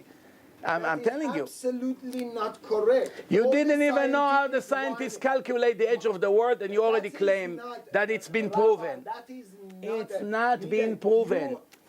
It's recorded. No. It's not been proven. You are not accepting that finding. I want to ask the audience, is it fair if I ask him to send me one email? Absolutely. One email to prove to me that the scientists actually prove, not speculate. Speculation I can do and he can do. Prove. Prove means 2 + 2 is 4. Proving means if there's 1,000 people with headache and each one of them took 2 Advil, 990 of them, the headache went away. Oh, now we're talking. We see it helps. Without it, the headache stay by everyone. When you give it to 1,000 people, 990 reported that they don't have headache. Now you begin to talk about objective science. So we know that 99.9% of the people, Advil will cure their headache. Not cure, but will take away the headache. That's called to prove. You're not giving me proofs. You're giving me all kinds of names that scientists throw, and it's not a proof. Look, the simplest thing that you and I talked about, let's say the existence of, let's say, dinosaurs for that. All scientists, collectively, they opened up museums and putting it, but you do not accept their logic. No, I think dinosaurs existed. Yeah, I know, but they do not say 3,000 years they ago. existed millions of years ago, and I know for sure that they existed. How do you know? Because I tell you. Very simple. No, I tell you how I know. I'm not a scientist. Without the Torah, I would not have a way to know 99% of what I know today. Why? All I have to do is to prove that the Torah could not be written by a human being, and the one that wrote the Torah is God. From that moment on, I don't even have to use my head. All I have to do is to read what God says in His Torah, and I know it's a fact. Now, if you will come and show me 1 or 2 mistakes in the Torah, take as much time as you want. You point at one verse in the Torah and you prove otherwise, You want the argument. not qualified. No, take your time. Take an expert. Sit with it. Find me, just do search in the internet. Find me one mistake in the Torah, one mistake in the Mishnah. That's what the timing of it. Find an expert. Pay someone $1,000. He'll do the research for you. I have to understand one thing. Wait a second, but you are not accepting it, Rabbi. Sure I am. Find me one mistake in the Torah, me and you will go to McDonald's on Yom Kippur. Find me one mistake. What do you think? I wanna grind water? I am saying the fact that Earth is more than 5,000 or 6,000 years. That's It not is a a fact. That's more than that. You know, You're saying the leave science it is alone. not It's not right. relevant to Judaism. Leave it alone. It's really a false argument. Forget it. Okay, whatever you want to say, fine. No. Fine. It's not relevant to the Torah. Now here is the point. The conclusion It is relevant to the Torah. conclusion that I'm making to you is, and we'll finish with that. Yes. We have to finish with that. But I want to tell you just one quick 1 minute story, and we'll finish with that. One teacher took his class to the Judea desert, and they did not drink for 3 days already. They got mixed. They don't know and about to die. They're already dehydrated. So they said, what are we going to do? Oh, they found in the night, they found a light somewhere. They went there and they saw in the middle of nowhere somebody lives there, a monk. They knock on the door, he opened the door, and they all went inside. And they said, we're dying, we're fainting. Please, 3 days we did not drink. Help us. He said, oh, it happens all the time. I have a game, it's called Russian roulette. It's Persian roulette, not Russian roulette.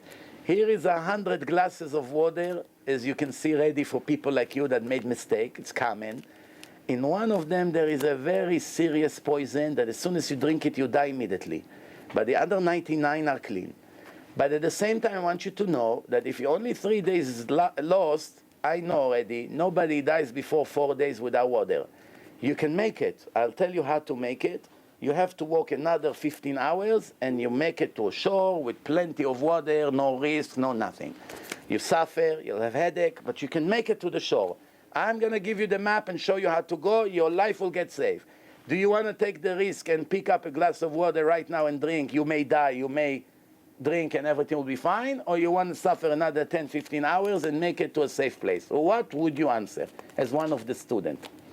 Would you drink the water, or you rather suffer 10 more years and live for sure?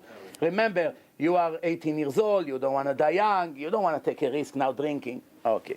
I asked this question many times in my career, and so far, besides one fool, everyone told me that they will go to a shore, better to suffer 10, 15 more hours than to take a risk and die right away. Now, I want to finish by telling you this. Why did I tell you this story? What do you think? I'm in the mood to tell stories? This story has a trap, and I just put a trap, and you fell into it. And this is what I'm going to show to you, how you fell into it. Because you, after all, have very good common sense.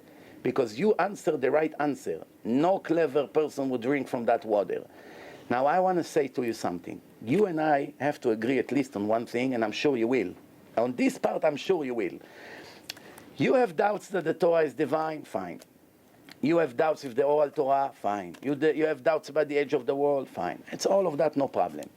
One thing you have to agree with me, that there is at least 1% chance, from 100%, that the Torah is from God. You say yourself, I don't know, maybe it is, maybe it's not. Prove to me, I'm not sure, I can prove otherwise. I don't know, maybe you're right. You say, it cannot be proven, fine. But you have to agree that there's at least 1% chance that the Torah is divine. Based on that formula, if the Torah has 1% chance to be divine according to your opinion, according to me, I know 100% it's divine. But according to you and many other skeptics, they have to agree that to give 1% for the doubt. You cannot swear on your life or hold the Sefer Torah and swear on your children's life that the Torah is for sure not from God. You're not going to take that risk. Maybe it is. There is a chance. Based on that little chance in your mind right now, and I'm sure you have that chance, you owe it to yourself after 50 or 60 years of your life that you lived against the law of the instruction to go full force, to not to leave the room, to sit with a world expert and to come to me back with proofs that the Torah is not divine. As long as you did not do it, you must keep all the laws of the Torah for the 1% chance that God did command you to do it. Why? Because if that 1% will turn into truth, you are destroyed for eternity, and I don't want to even talk about the suffering that you're subject to if you continue to live your lifestyle. And for that 1% chance that I'm right, you must sit as a clever human being and don't leave the room. Not care about business and movies and vacation and Gandhi and none of the things. You only have to sit and say, I must prove 100% that the book is not from God. Once I do it, I can go back to drive on Shabbat, to smoke, to eat pork, whatever you want to do. But as long as you have that 1% chance, you cannot take the risk. Nobody, for water, for to die, person wants, big deal, he died. How many years we live here? I'm talking eternity. The 1% chance they're poison in the water you did not drink. For 1% chance, big deal. So you cut your life by 50 years. You live 20 instead of 70, 80, whatever. We're talking about eternity. There's verses in the Torah. You keep my mitzvot, I will reward you and your children for eternity. It's verse in the Torah. Eternity means forever. You will go against me, I will cut your soul out of the next world and you lose everything. Do you want to take that risk? Rabbi, you and I are going to have to sit many, many times. And I'm sure none of us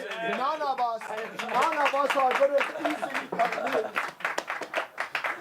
יאמרך לך אדוני וישמרך, יעל אדוני פניו עליך ויחונך, יעשה אדוני פניו עליך ויעשה לך שלום. Amen. Thank you very much. We'll see you again.